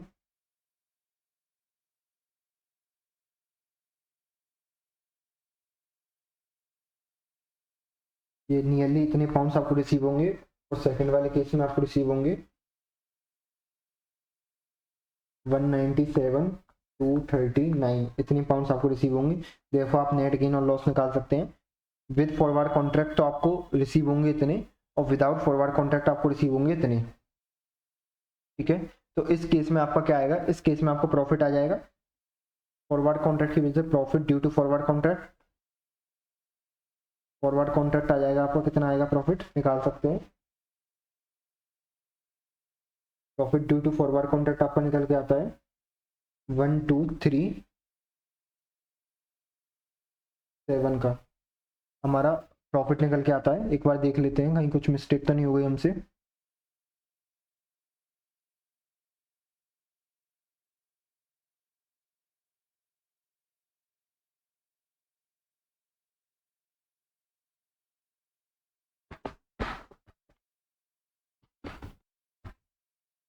विद फॉरवर्ड कॉन्ट्रैक्ट का जो हमारा रेट था वो कितना था हमारा 2.535 था, डेट इज 197,239 सही लिया है हमने, और ये भी हमने सही लिया है डॉलर 5 लाख डिवाइडेड बाय उस दिन का जो हमारा रेट आएगा 2.551, ठीक है ठीक है। हाँ तो हमारा सॉल्यूशन बिल्कुल सही है, बिल्कुल सही सॉल्यूशन हमने किया है, कोई इशू नहीं है। इस पहले वाले केस में हमको जो प्रॉफिट होगा वो 1237 का प्रॉफिट हो जाएगा। बट इन्होंने क्या किया है, इन्होंने आप देख सकते हैं इनके सॉल्यूशन में प्रॉब्लम कहाँ पे है। देखिए हमारा विद फॉरवर्ड कॉन्ट्रैक्ट तो हमारा बिल्कुल एग्जैक्टली मैच है आईसीआई से 197,239। अब इन्होंने इधर गलती क्या की है, गलती इन्होंने ये की है कि जो स्पॉट रेट निकाला है उस दिन का वो निकाला है इन्होंने 2.55। इन्होंने कैसे निकाला है, इन्होंने एज्यूम किया है जो हमारा इंक्रीज है इक्वल टू डिक्रीज होगा। इंक्रीज इक्वल टू डिक्रीज का मतलब है कि एप्रिसिएशन इक्वल टू डेप्रिसिएशन, और मैंने आपको जब बताया था कॉन्सेप्ट मैंने आपको पढ़ाए थे, appreciation is always greater than the depreciation. ऐसा हमारी जो कॉन्सेप्ट है वो सब बताते हैं कि हमारा जो एप्रिसिएशन होगा वो हमेशा ग्रेटर देन होगा डेप्रिसिएशन। इन्होंने क्या एज्यूम किया, अगर हमारा कैनेडियन डॉलर 2% डिक्रीज हो रहा है देन इसका मतलब क्या कि पाउंड हमारा 2% से इंक्रीज हो रहा है। तो इसी की वजह से इनके और हमारे आंसर सॉल्यूशन में चेंज आया है। इन्होंने क्या किया है कि डायरेक्टली इसको 1.02 से मल्टीप्लाई कर दिया, जबकि एप्रिसिएशन हमारा ज्यादा होगा देन द डेप्रिसिएशन। केवल इस चीज का हमारा और इनके सॉल्यूशन में डिफरेंस है। लॉजिकली तो हमारा करेक्ट है बट आईसीआई तो आईसीआई है, ठीक है। तो हमारा फर्स्ट केस हो गया। सेकंड केस की बात करते हैं। अगर हमारा कैनेडियन डॉलर 4% से बढ़ जाता है तो कॉन्ट्रैक्टेड रेट तो आपका यही होगा, वो निकाल लेते हैं। हमारा उस दिन का स्पॉट रेट क्या होगा, उस दिन का स्पॉट रेट होगा आपका उस दिन का स्पॉट रेट निकालेंगे, spot rate future spot rate क्या होगा आपका, डेट इज आज का जो करंट स्पॉट रेट है डेट इज 2.5 है आज का, 2.5 आज का रेट चल रहा है। और इस रेट में आपको बता रहा कि जो कैनेडियन डॉलर वो 4% से डिक्लाइन हो गया है, डॉलर पर पाउंड का ये रेट दे रखा है और आपको बता रखा है अदर देन बेस करेंसी आपकी अप्रिशिएट हो रही है तो ट्रीटमेंट होगा आपका डिनोमिनेटर में 1+4% हो जाएगा आपका। देन न्यू रेट आपका निकल के आएगा 2.5 डिवाइडेड 1.04 डेट इज 2.4038 का निकल के आएगा। लेकिन इन्होंने क्या किया है, इन्होंने फिर वही किया है जैसे हमारा कैनेडियन डॉलर बढ़ेगा तो इन्होंने अज्यूम किया जो हमारा पाउंड है वो डेप्रिशिएट हो जाएगा एग्जैक्टली 4% से। तो इन्होंने जो रेट लिया है वो 2.40 लिया है और हम एज पर लॉजिक इनको 2.4 की जगह 2.4038 लेना चाहिए था, बट ऐसा ही है प्रेफर। अब आप पूछेंगे किस तरीके से सॉल्व करें सर। देखिए सॉल्व करिए अपने लॉजिक के हिसाब से, मेरा मानना तो है अपने लॉजिक के हिसाब से सॉल्व करिए, ICI का कभी नहीं पता, कभी अपने सॉल्यूशन को चेंज कर सकती है। देखिए अब वो तीसरे केस में क्या है, remain unchange for over the next 6 month. अगर ये वाला केस तो सिंपल है, जब आपका एक्सचेंज रेट चेंज ही नहीं हुआ तो कॉन्ट्रैक्टेड जो फॉरवर्ड रेट है वो तो आपका सेम ही रहेगा, उस केस में जो आपके पाउंड्स आएंगे वो तो सेम ही रहेंगे। अब जब आपका रेट ही चेंज नहीं हुआ है, तो एज पर स्पॉट रेट आपको कितना रिसीव होगा, $5 लाख डिवाइडेड बाय जो कैनेडियन डॉलर है दैट इज 2.5 का, क्योंकि रेट हमारा चेंज नहीं हुआ तो इस केस में हमारा लॉस आ जाएगा due to forward contract that is 2761 का। वैसे अच्छा क्वेश्चन है लेकिन ICI की थोड़ी सी मिस्टेक है, इस वजह से थोड़ा सा टिपिकल हो जाता है। 24 भी इधर हमारा कंप्लीट हो जाता है, ठीक है 24 हमारा कंप्लीट हो जाता है। देन उसके बाद हमारी जो क्वेश्चंस आते हैं वो आते हैं हमारे 25 ये वाले जो क्वेश्चन है हमारे, एक सेकंड, ये वाला बेसिक क्वेश्चन है 25 तो हमारा, हाँ 26 27 ये हमारे कॉन्सेप्ट पे बेस है दैट इज सेंट्रलाइजेशन डिसेंट्रलाइजेशन पे। तो सबसे पहले 25 को कर लेते हैं, देन एक कॉन्सेप्ट सीखेंगे सेंट्रलाइजेशन डिसेंट्रलाइजेशन का।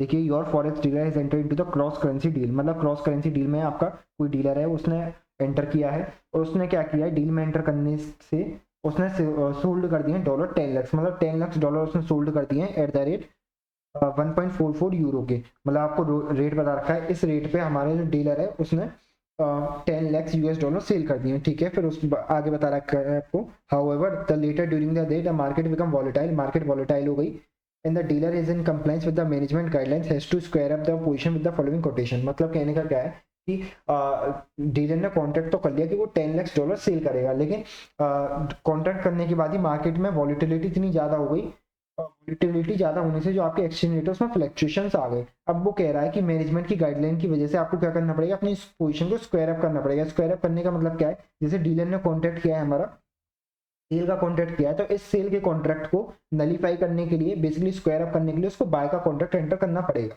बेसिकली जो उसने 10 लाख डॉलर सेल कर रखे हैं उसको अब खरीदने भी तो पड़ेंगे सेल करने के लिए, वो सेल कैसे कर पाएगा उनको खरीद के। तो अब हम बात करते हैं कि जो 10 लाख डॉलर वो खरीदेगा डीलर, वो किस रेट पर खरीदेगा और उससे उसको क्या गेन और क्या लॉस होगा ट्रांजेक्शन्स में, इस चीज की हम लोग बात करेंगे, ठीक है।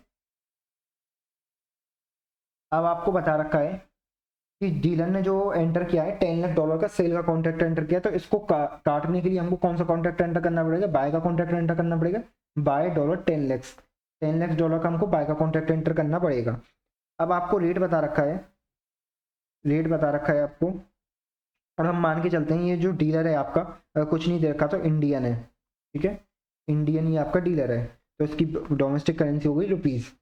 तो अब इसने जो कॉन्ट्रैक्ट कर रखा है सेल का, इसको काटने के लिए 10 लाख डॉलर हमको खरीदने पड़ेंगे, 10 लाख डॉलर हमको खरीदने पड़ेंगे।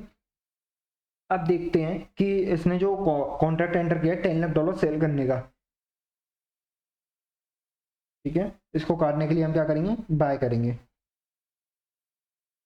अब जो 10 लाख डॉलर है, जब ये डीलर हमारा सेल करेगा, आप ऐसे समझिए, इधर नीचे समझाता हूँ आपको, जो डीलर है जो सेल करेगा आपका 10 लाख डॉलर को, वो सेल करेगा, देन उसको रिसिप्ट क्या होगा, उसको सेल करने से रिसिप्ट में क्या मिलेगा, उसको मिलेगा, आपको बता रखा है क्वेश्चन में, उसने जो सेल किया है वो यूरोस के बदले में सेल किया है, तो उसको मिलेंगे यूरोस, रिसिप्ट होगी उसको यूरोस की, ठीक है, यूरोस की उसको रिसिप्ट होगी। और क्वेश्चन में बता रखा है कि $1 इक्वल्स टू आपका 1.44 यूरोस है, क्वेश्चन में आपको बता रखा है, देखिए इधर 1.44 यूरोस आपको बता रखा है। तो इसका मतलब क्या है कि हम कह सकते हैं कि कितने यूरोस उसको रिसिप्ट होंगे, यूरोस कितने रिसिप्ट होंगे आप निकाल सकते हैं, यूरोस रिसीव्ड कितने होंगे उसको, यूरोस उसको रिसीव्ड होंगे 10 लाख, क्योंकि डॉलर है, कन्वर्जन करेंसी डॉलर, कोड भी डॉलर का, तो सिंपली मल्टीप्लाई कर देंगे 1.44 से, डेट इज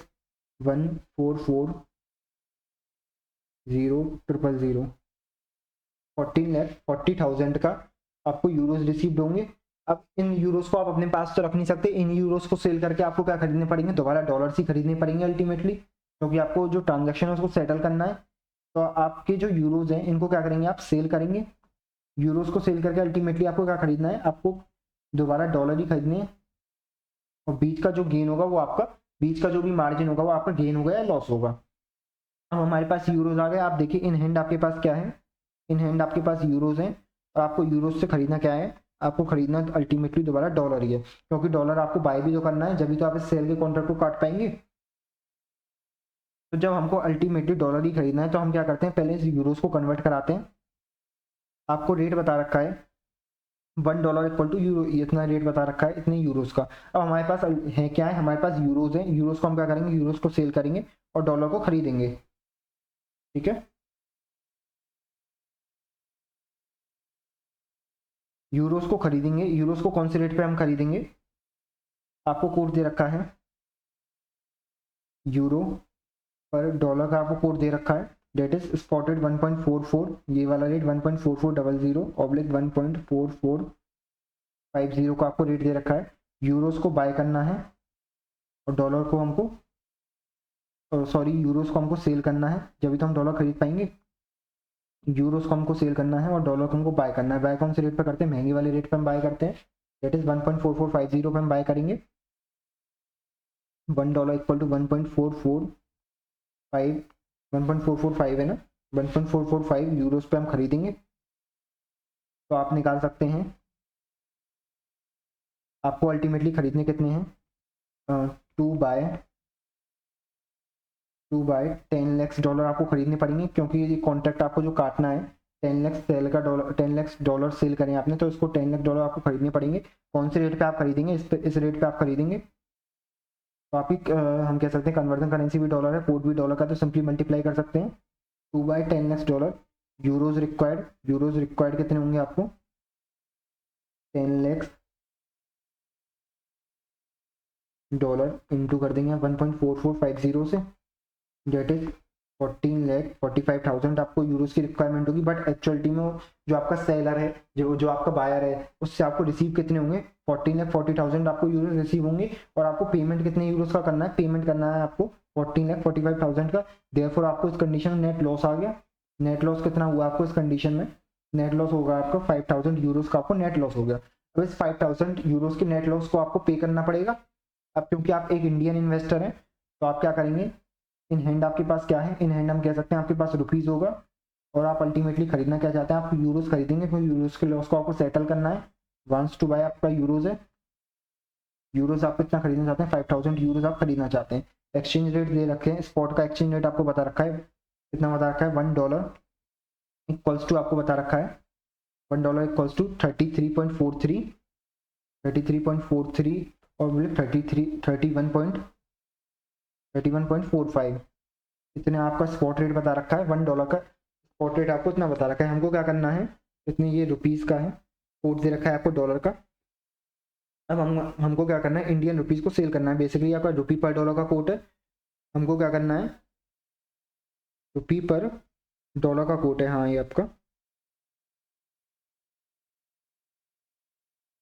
रुपी पर डॉलर का आपका ये कोड दे रखा है इतना। और आपके पास जो कोड है इसका डॉलर पर यूरोज पर डॉलर का आपके पास कोड दे रखा है कितना, 1.4400 और 1.4450। अब मैं कहूँ आपसे, आपको क्या करना है, रुपीज़ को सेल करना, अल्टीमेटली आपको क्या करना है, ये बाय करना है और ये सेल करना है। तो आप क्या करेंगे, रुपीज़ को सेल करेंगे और डॉलर को बाय करेंगे। रुपीज़ को सेल करने का मतलब क्या है, डॉलर को बाय करना। डॉलर को बाय करके क्या करेंगे आप, डॉलर को फिर आप सेल करेंगे, जिससे कि आप यूरोज को खरीद सकें। बाय कौन से रेट पे करेंगे, महंगे वाले रेट पे आप इसको बाय करेंगे, इस वाले रेट पे आप इसको बाय करेंगे, डॉलर को बाय करेंगे। फिर डॉलर को बाय करने के बाद क्या करेंगे, डॉलर को आप सेल करेंगे, जिससे कि आप अल्टीमेटली यूरोज अपने डेस्टिनेशन तक पहुंच सकें। तो इसको सेल कर देंगे आप। सेल कौन से रेट पे करते हैं, हल्का रेट पे। तो हमारे पास दोनों रेट निकल के आ गए जो हमको यूज़ करने हैं। तो 5,000 यूरोज को पेमेंट के लिए हमको कितने रुपीज़ की रिक्वायरमेंट होगी, कोड दे रखा है आपको। बेसिकली कन्वर्जन करेंसी आपकी यूरोज है और कोड दे रखा है आपको डॉलर का, तो सिंपली डिवाइड कर देंगे 1.440 से। अब एक आपका यूरोस कन्वर्ट हो गया डॉलर्स में, अब डॉलर्स आपका कोड भी डॉलर का है, कन्वर्जन करेंसी भी डॉलर है, तो मल्टीप्लाई कर देंगे 31.45, देयरफॉर आपको लॉस निकल के आ जाएगा इन रुपीज। रुपीज में आपको कितना लॉस पे करना पड़ेगा, 5000 डिवाइडेड बाय 1.44 इंटू 31.45, मतलब इतने इंडियन रुपीज का आपने नेट लॉस कर लिया। 1,09,210 पॉइंट हम कह सकते हैं 39 इंडियन रुपीज का आपने लॉस कर लिया because of entering this contract. ये है आपका क्वेश्चन नंबर 25। काफी इजी क्वेश्चन था, काफी अच्छा क्वेश्चन था, अलग सा क्वेश्चन था, मजा आया करके। एक और बार समरी में समराइज कर देता हूँ आपको। देखिए इसका जो लॉस है, गेन और लॉस इस ट्रांजैक्शन का आप दूसरी तरीके से भी निकाल सकते हैं। दूसरी तरीके से आप कैसे निकाल सकते हैं, इसमें तो हमने क्या किया, पहले जो लॉस था वो यूरोज में निकाला हमने, और आप क्या कर सकते हैं, लॉस जो है अपना डॉलर्स में भी निकाल सकते हैं। डॉलर्स में कैसे निकाल सकते हैं कि आपको जो 10 लाख डॉलर का रीपेमेंट करना है, 10 लाख डॉलर का रीपेमेंट करने के लिए आपको कितने इंडियन रुपीज की रिक्वायरमेंट होगी। बेसिकली आप ऐसे कर सकते हैं, उसको बताऊँ आपको मैं, वैसे वो कंफ्यूजिंग ही है, आप कंफ्यूज हो जाएंगे उससे। तो एक काम कीजिए, आप उसको रहने ही दीजिए, आप इसी तरीके से सॉल्व कीजिए जैसे आईसीआई ने किया है, वैसे इसका अल्टरनेटिव आंसर भी आपका पॉसिबल है। ठीक है, एक बार इसी को समराइज कर देता हूं मैं। आपने क्या किया, पहले अपने जो डॉलर्स थे, डॉलर से आपने निकाला कि आपको कितने यूरोज रिसीव्ड होंगे, यूरोज आपको कितने रिसीव्ड होंगे, और 10 लाख डॉलर के रीपेमेंट के लिए आपको कितने यूरोज का पेमेंट करना पड़ेगा, कितने यूरोज का पेमेंट करना पड़ेगा। आपने नेट लॉस निकाल लिया यूरोज में, यूरोज में आपको लॉस मिल गया। देन आपने क्या किया, जो आपके यूरोज में लॉस है, आप क्योंकि इंडियन एंटिटी है, तो इंडियन एंटिटी इन हैंड आपके पास रुपीज होगा और आप खरीदना चाहते हैं यूरोज को, यूरोज को आप खरीदना चाहते हैं, तो आप क्या करेंगे, इंडियन रुपीज को सेल करेंगे और यूरोज को बाय करेंगे। तो दोनों एक्सचेंज रेट की मदद से आपने क्या निकाला कि आपको कितने इंडियन रुपीज का लॉस हो गया, वो आपने इधर निकाल के दिखा दिया इनको। ठीक है, क्वेश्चन नंबर 25 भी हमारे इस तरीके से कंप्लीट हो जाता है। फिर हमारा आगे जो क्वेश्चन आता है, क्वेश्चन नंबर 26 और 27, एक कॉन्सेप्ट बेस है हमारा, सेंट्रलाइजेशन डिसेंट्रलाइजेशन के कॉन्सेप्ट है। उस कॉन्सेप्ट को अभी हम लोग करेंगे।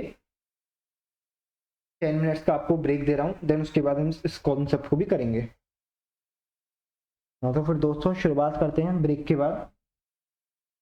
ब्रेक के बाद हम लोग शुरुआत कर रहे हैं, जो कॉन्सेप्ट है अपना नया कॉन्सेप्ट पढ़ते हैं, डिसेंट्रलाइजेशन सेंट्रलाइजेशन का कॉन्सेप्ट। डिसेंट्रलाइजेशन वर्सेस सेंट्रलाइजेशन, इस कॉन्सेप्ट को पढ़ेंगे, और इस कॉन्सेप्ट की मदद से हम जो दो क्वेश्चन हैं अपने 26 और 27 क्वेश्चन है, इनको सॉल्व करेंगे। बेसिकली ये वाली जो क्वेश्चन है आपकी ऐसे ही स्टडी मैथ्स में आपको मिलेंगे नहीं, ये पहले होते थे ये क्वेश्चन, फिर मैंने आपको डाले हुए हैं क्योंकि ये कॉन्सेप्ट समझाने में काफ़ी मदद करेंगे आपके। देखिए डिसेंट्रलाइज्ड मैनेजमेंट का क्या मतलब क्या होता है, एग्जाम्पल से ही समझाता हूँ। चलो एग्जाम्पल लेते हैं, सपोज आप एक इंडियन एंटिटी हो, इंडियन एंटिटी है सपोज आर के लिमिटेड।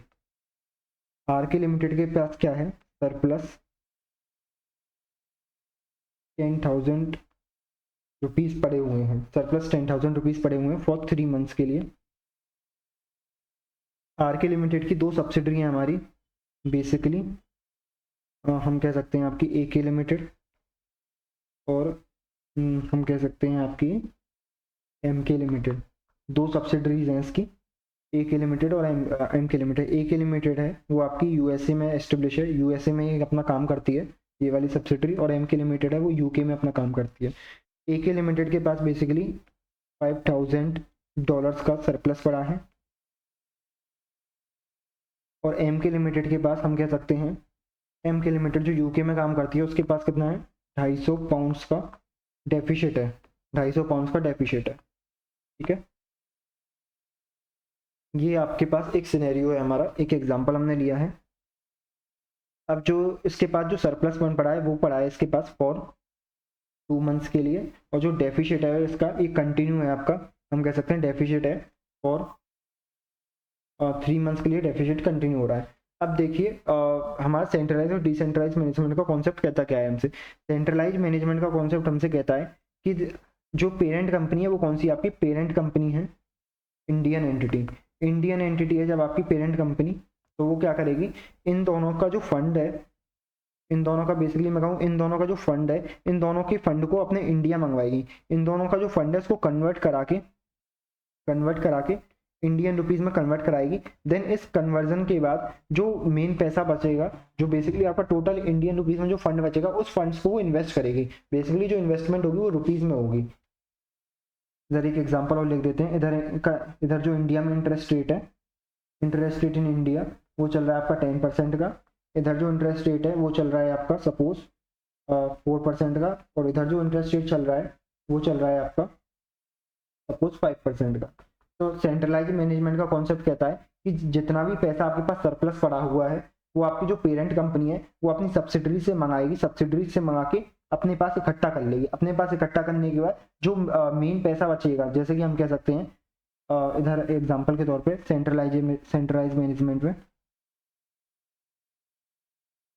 सेंट्रलाइजेशन मैनेजमेंट में क्या करते हैं वो 10,000 रुपीज प्लस जो हमारी AK लिमिटेड के पास पैसा है डेट इज $5,000, जो कि हमारा कन्वर्ट कराएंगे हम इंडियन रुपीज में, कन्वर्ट करा के उसको इंक्लूड करेंगे। प्लस जो इसका डेफिशिएट है डेट इज 250 पाउंड का इसका डेफिशिएट है, उसको भी इंडियन रुपीज में कन्वर्ट करा के जो नेट पैसा हमारे पास बचेगा इंडियन रुपीज में उसको हम इन्वेस्ट कर देंगे एट द रेट 10% के हिसाब से। देन इस टाइप का जो मैनेजमेंट होता है उसको हम बोलते हैं सेंट्रलाइज मैनेजमेंट। अब सेंट्रलाइज मैनेजमेंट में जो पेरेंट एंटिटी होती है वो क्या करती है, एक तो जिसके पास सरप्लस फंड पड़ा है उससे सरप्लस फंड मंगा लेती है। दूसरा, जिस बंदे के पास, जिस भी सब्सिडी के पास डेफिशिएट होता है उस डेफिशिएट को पूरा कर देती है। पूरा कैसे कर देती है, जो इसके पास फंड्स इकट्ठे हो जाएंगे उस फंड्स में से इसको कुछ पैसा भेज देगी जिससे कि इसका जो डेफिशिएट है वो भी क्लियर हो जाए। तो ये होता है हमारा सेंट्रलाइज मैनेजमेंट। यही हम बात करते हैं डिसेंट्रलाइज मैनेजमेंट की।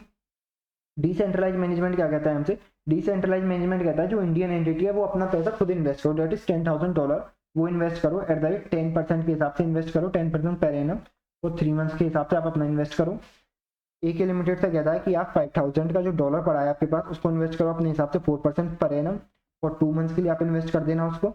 और MK लिमिट के पास खुद की अपनी पावर है कि वो क्या कर सकता है, वो 250 करोड़ जो 250 का उसके पास डेफिसिट पड़ा है 250 पाउंड का, उसको बोरो कर लेगा। बोरो करने की इंडिपेंडेंट पावर है, एट द रेट 5% में बोरो कर ले फ्रॉम UK से ही बोरो कर सकता है। तो इस टाइप का मैनेजमेंट है जब तीनों आपकी पेरेंट सब्सिडरीज, मतलब पेरेंट और सब्सिडरीज आपस में कहती हैं कि हम अपना जो इन्वेस्टमेंट अपनी बोरिंग्स है वो अपनी होम करेंसी में करेंगे, देन उस टाइप की मैनेजमेंट को हम बोलते हैं डिसेंट्रलाइज मैनेजमेंट। और सेंट्रलाइज में कि जितना भी सारा पैसा होता है, सरप्लस होता है, डेफिसिट होता है, वो पहले एक जगह इकट्ठा किया जाएगा, डोमेस्टिक करेंसी जो पेरेंट कंपनी की है उसमें इकट्ठा किया जाएगा। देन जो हेड ऑफिस है वो एलोकेट करेगा to the parents in the subsidiaries, जिससे कि जो उनका सरप्लस फंड है जो उनका डेफिसिट है वो क्लियर हो सके। ठीक है, ये सेंट्रलाइज और डिसेंट्रलाइज मैनेजमेंट कॉन्सेप्ट है। इसी कॉन्सेप्ट पर बेसिस कुछ एग्जांपल कर लेते हैं, कुछ क्वेश्चंस कर लेते हैं जिससे कि अच्छी अंडरस्टैंडिंग आपको हो जाएगी। एक कंपनी है AMK limited, Indian based company है, पेरेंट कंपनी इंडियन है, जिसकी 2 सब्सिडी है US UK की। अब देखिए फोरकास्ट बता रखा है सरप्लस फंड्स का 30 डेज का, मतलब नेक्स्ट 30 डेज का बता रखा है आपको। UK कंपनी के पास सरप्लस बचेगा $12.5 मिलियन का, UK के पास बचेगा 6 मिलियन पाउंड का सरप्लस है। बेसिकली दोनों की जो सरप्लस है वो आपको बता रखे हैं। फिर आपको क्या बता रखा है, फिर आपको बता रखा है एक्सचेंज रेट्स के बारे में आपको बता रखा है, स्पॉट रेट और 30 डेज फॉरवर्ड का। फिर आपको बोरिंग और डिपॉजिट के रेट्स भी बता रखे हैं। आपको बता रखा है जो आपकी पेरेंट कंपनी है उसके पास डेफिसिट है, इंडियन कंपनी आपकी पेरेंट कंपनी है उसके पास डेफिसिट है ₹500 मिलियन का। अब आपसे कह रहा है वो calculate the cash balance at the end of 30 days के एंड में जो कैश बैलेंस होंगे आप हमको बताइए for each company under each of the following scenarios. 2 scenarios दे रखे हैं उनमें आपको बताइए। सबसे पहले each company invest in the finance finances its own cash balances and deficit in the local currency। मतलब हर एक कंपनी के पास अपनी पावर है कि वो अपनी करेंसी में इन्वेस्ट कर सकती है या बोरो कर सकती है। ये क्लासिक एग्जांपल है आपका किसका, डिसेंट्रलाइजेशन का। मतलब हर एक एंटिटी के पास अपनी पावर है कि वो अपनी करेंसी में इन्वेस्ट कर सकती है और बोरो कर सकती है। तो ये डिसेंट्रलाइजेशन का एग्जांपल है। सेकंड पढ़ते हैं, cash balances are pooled in India and then net balances are reinvested and borrowed for 30 days. मतलब पहले बैलेंसेस आप इंडिया में आएंगे, इंडिया में आने का मतलब क्या है, ये आपका मैनेजमेंट है वो सेंट्रलाइज मैनेजमेंट है। जो आपकी इंडियन एंटिटी है वो सबको मैनेज करेगी। पहले सारा पैसा इंडिया में आएगा, देन वो इन्वेस्ट होगा। ठीक है, अब दोनों ही केसेस में आपको कैश बैलेंसेस कैलकुलेट करना है। सो करते हैं फिर दोस्तों कैलकुलेट इसको। तो सबसे पहले हम पहले केस को सॉल्व कर लेते हैं, डेट इज डिसेंट्रलाइजेशन वाले को। जैसे कि हमारा यूएस वाली सब्सिडरी है वो अपनी होम करेंसी में ही इन्वेस्ट करे, यूके वाली भी अपनी होम करेंसी में इन्वेस्ट करे, और जो हमारी इंडिया में जो डेफिसिट है वो अपनी home currency that is rupees में ही बोरिंग्स करे। तो पहला हम इस सिनेरियो को कंसिडर करके सॉल्व करते हैं, ठीक है।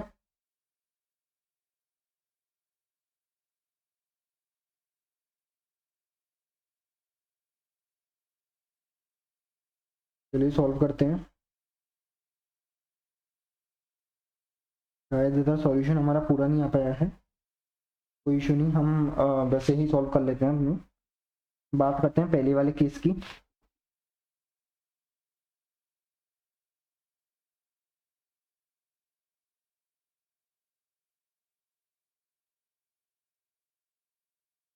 तो एक काम करते हैं, क्वेश्चन को भी नोटबुक में ही ले जाते हैं, वहाँ अच्छी तरीके से सॉल्व हम लोग कर पाएंगे इसको। यहाँ पे थोड़ा सा स्पेस का इशू हो जाएगा।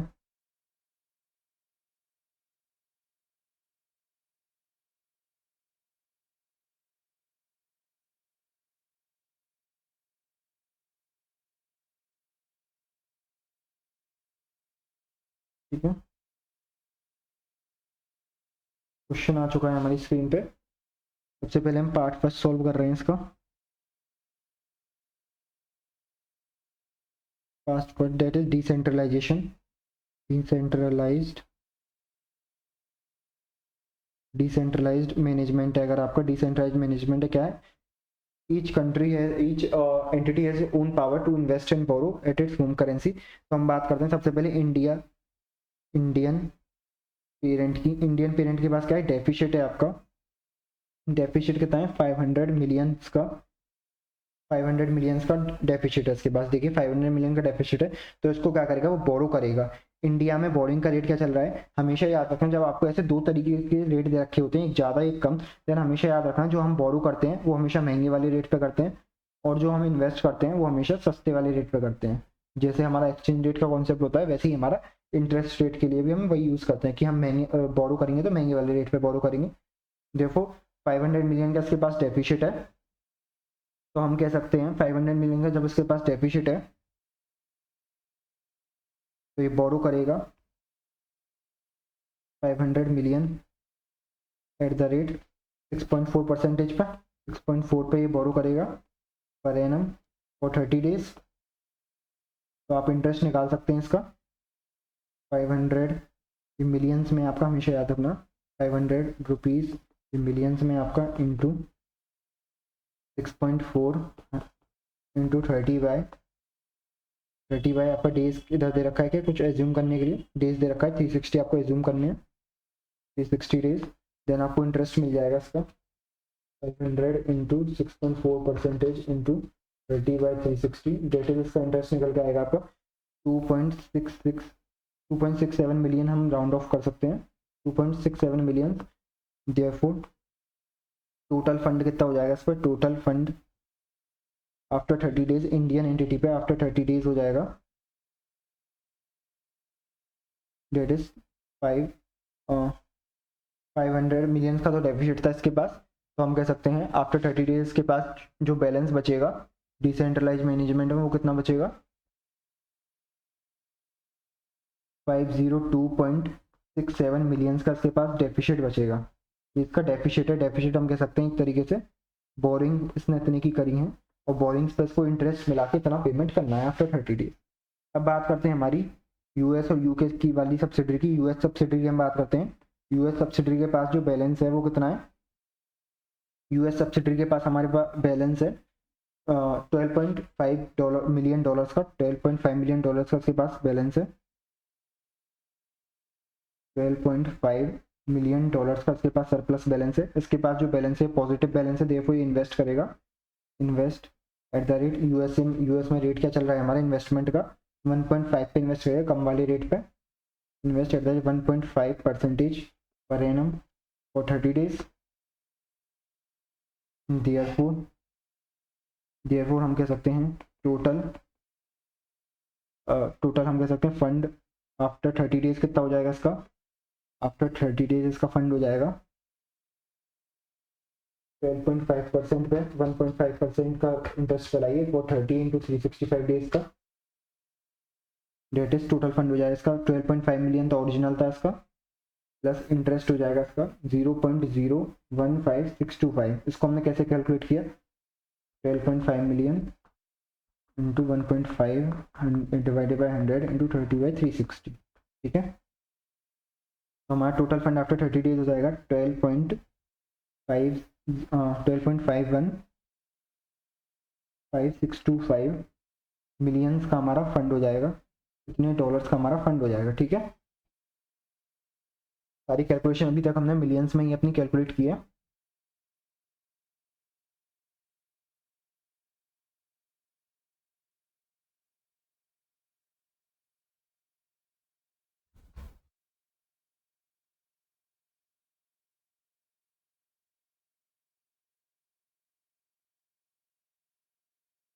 ठीक है, देन फिर हम लोग आगे बढ़ते हैं।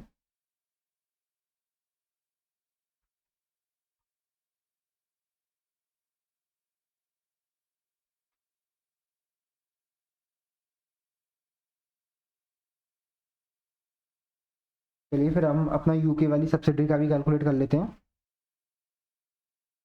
जो हमारी यूके सब्सिडरी है, यूके वाली सब्सिडरी के पास सरप्लस फंड पड़ा है, कितना सरप्लस है इसके पास, यूके वाली सब्सिडरी के पास 6 मिलियन का सरप्लस है इसके पास। के पास सरप्लस है आपका 6 मिलियन पाउंड्स का सरप्लस है। देयरफॉर उस पर इन्वेस्ट करेगा वो, invest for 30 days at the rate, कितने रेट पे करेगा, एट द रेट यूके में हमारा जो रेट चल रहा है 3.7 का चल रहा है पाउंड का investment, 3.7% per annum for 30 days. 30 days हम लिख चुके पहले, 3.7 पे वो इन्वेस्ट करेगा। देयरफॉर हम कह सकते हैं फंड्स आफ्टर 30 डेज कितने हो जाएंगे इसके, 30 डेज के बाद इसकी इन्वेस्टमेंट की वैल्यू हो जाएगी 6 million into 3.7 divided by 100 into 30/360, ठीक है। ये तो आपका इंटरेस्ट हो जाएगा, इसका इंटरेस्ट कंपोनेंट। इसमें ऐड कर देंगे हमारा जो प्रिंसिपल था, प्रिंसिपल जो हमने इन्वेस्ट किया था इसमें, डेट इज 6 मिलियन। देयरफॉर हमको टोटल वैल्यू मिल जाएगी, इंटरेस्ट की निकाल लेते हैं पहले value, 6 into 3.7 into 30/360, that is 0.0185 million का हमारे पास, इतने पाउंड्स का हमको इंटरेस्ट मिल जाएगा। देयरफॉर टोटल हमारा फंड्स कितना हो जाएगा, टोटल फंड हो जाएगा 6.0185 मिलियन का हमारे पास फंड हो जाएगा, इतने मिलियन पाउंड्स का हमारे पास फंड हो जाएगा। हमने तीनों करंट जो हमारी सब्सिडरीज थी, मतलब 2 सब्सिडरी और एक पेरेंट्स का, तीनों का रेस्पेक्टिव फंड निकाल लिया आफ्टर 30 डेज। अब हमको निकालना है ओवरऑल, इसने हमसे पूछा ईच कंपनी इन्वेस्ट करता है करेंसी, मतलब इसने पूछा था हमसे कैश बैलेंस और डेफिसिट अपनी लोकल करेंसी में इन्वेस्ट करता है। तो आपको इनको कैश बैलेंसेस निकाल के बताना है 30 डेज के एंड में। तो 30 डेज के एंड में हमने तीनों कंट्रीज के कैश बैलेंसेस निकाल के बता दिए। बट आप देखेंगे अब इनमें आप देखेंगे कि तीनों कंट्रीज के जो कैश बैलेंसेस हमने निकाले हैं वो एक तो रुपीज में निकला है, एक डॉलर्स में निकला है और एक पाउंड्स में निकला है। तो अंडर डिसेंट्रलाइज मैनेजमेंट भी हम ये कंक्लूजन पे नहीं आ सकते कि ओवरऑल हमारे फंड्स कितने हैं। तो इस कंक्लूजन पे आने के लिए अंडर डिसेंट्रलाइज मैनेजमेंट अगर मैं कहूँ आपसे ओवरऑल आपके फंड कितने हुए after 30 days, total fund after 30 days कितने हुए आपके, तो आप कहेंगे सर एक तो आपके फंड्स हुए, इंडियन फंड्स हुए आपके, इंडिया में आपका डेफिसिट था 502.67 मिलियन का डेफिसिट था, तो इसको नेगेटिव में लिख लेते हैं। ये इंडिया का हो गया।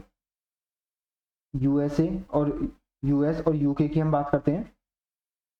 यूएस में आपका फंड था, यूएस में हमने निकाला था इधर देखिए, यूएस का जो फंड था हमारा 12.51625 का, 5625 मिलियन डॉलर का था। और यूके में कितना था हमारा 6.0185 मिलियन पाउंड का था।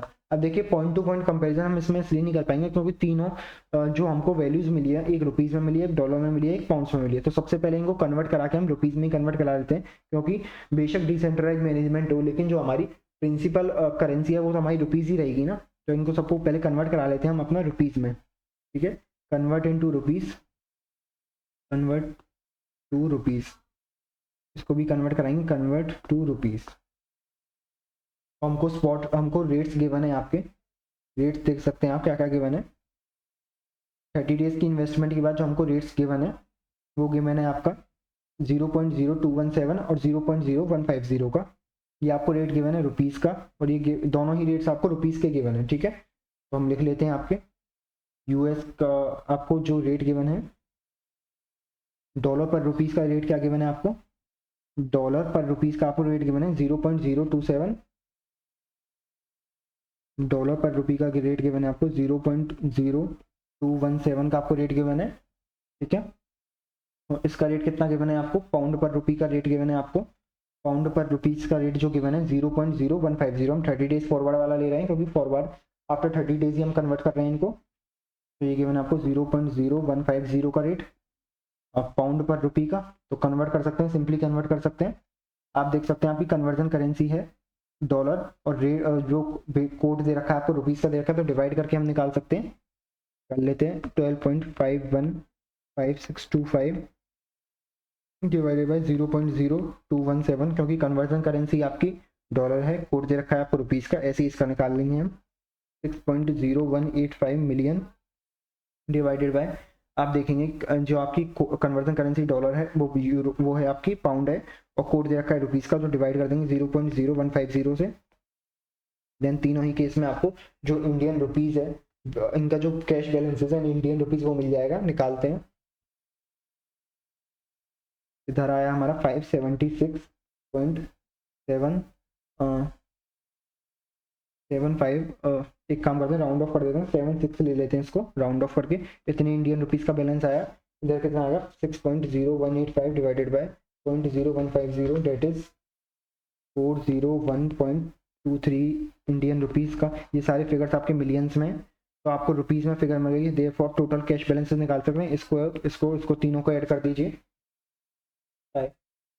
आप देखिए 502.67 आपका नेगेटिव है, प्लस 576.76 प्लस 401.23, तो आपके जो कैश बैलेंसेस निकल के आ गए 475.32 मिलियन इंडियन रुपीज़ निकल के आ गए under the decentralise management. Decentralise management के अंदर हमारे जो कैश बैलेंसेज होंगे वो इतने होंगे, ठीक है। डिसेंट्रलाइज मैनेजमेंट में हमने कैश बैलेंसेज निकाल लिए। अब बात करते हैं डिसेंट्रलाइज मैनेजमेंट में तो हमने निकाल लिए, अब हम सेंट्रलाइज मैनेजमेंट की ओर बात कर लेते हैं। सेंट्रलाइज मैनेजमेंट में आपका कितना कैश फ्लोज होंगे, तो पॉइंट नंबर 2 की बात करते हैं सेंट्रलाइज मैनेजमेंट की।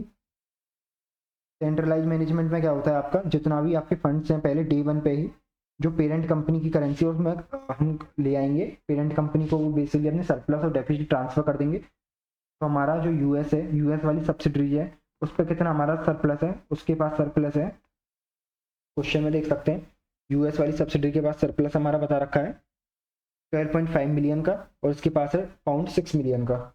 लिख लेते हैं यूएस वाली के पास है 12.5 मिलियन डॉलर्स का है, और यूके वाली के पास है हमारा सरप्लस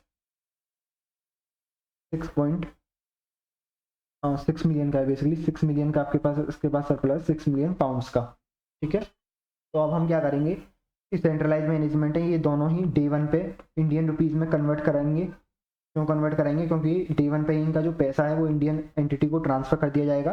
डे 1 पे कन्वर्ट करा देंगे, convert rupees, convert into rupees, convert करा लेते हैं। आपको रेट क्या गिवन है, डे 1 का स्पॉट रेट आपको गिवन है क्वेश्चन में, डॉलर पर रुपीज़ का स्पॉट रेट गिवन 0.0125, 0.0215 का रेट गिवन है आपको डॉलर पर रुपीज़ का, if I am not wrong. और आपको पाउंड पर रुपीज़ का रेट क्या गिवन है, पाउंड पर रुपीज़ का आपको रेट गिवन है, ये आपको गिवन है 0.0149 का, 0.0149 का आपको रेट गिवन है। तो आप सिंपली निकाल सकते हैं रुपीज़ में कितना कन्वर्ट करेंगे। आप देख सकते हैं कन्वर्जन करेंसी आपकी डॉलर है और आपकी जो कोड दे रखा है वो रुपीज़ का है, तो सिंपली डिवाइड कर देंगे इसको। इधर भी देख सकते हैं कन्वर्जन करेंसी पाउंड है और कोड दे रखा है रुपीज़ का, तो डिवाइड करके आप रुपीज़ में निकाल सकते हैं। फंड्स इन रुपीज़, यूएस का जो फंड्स होगा और यूके का जो फंड होगा वो दोनों निकाल सकते हैं आप।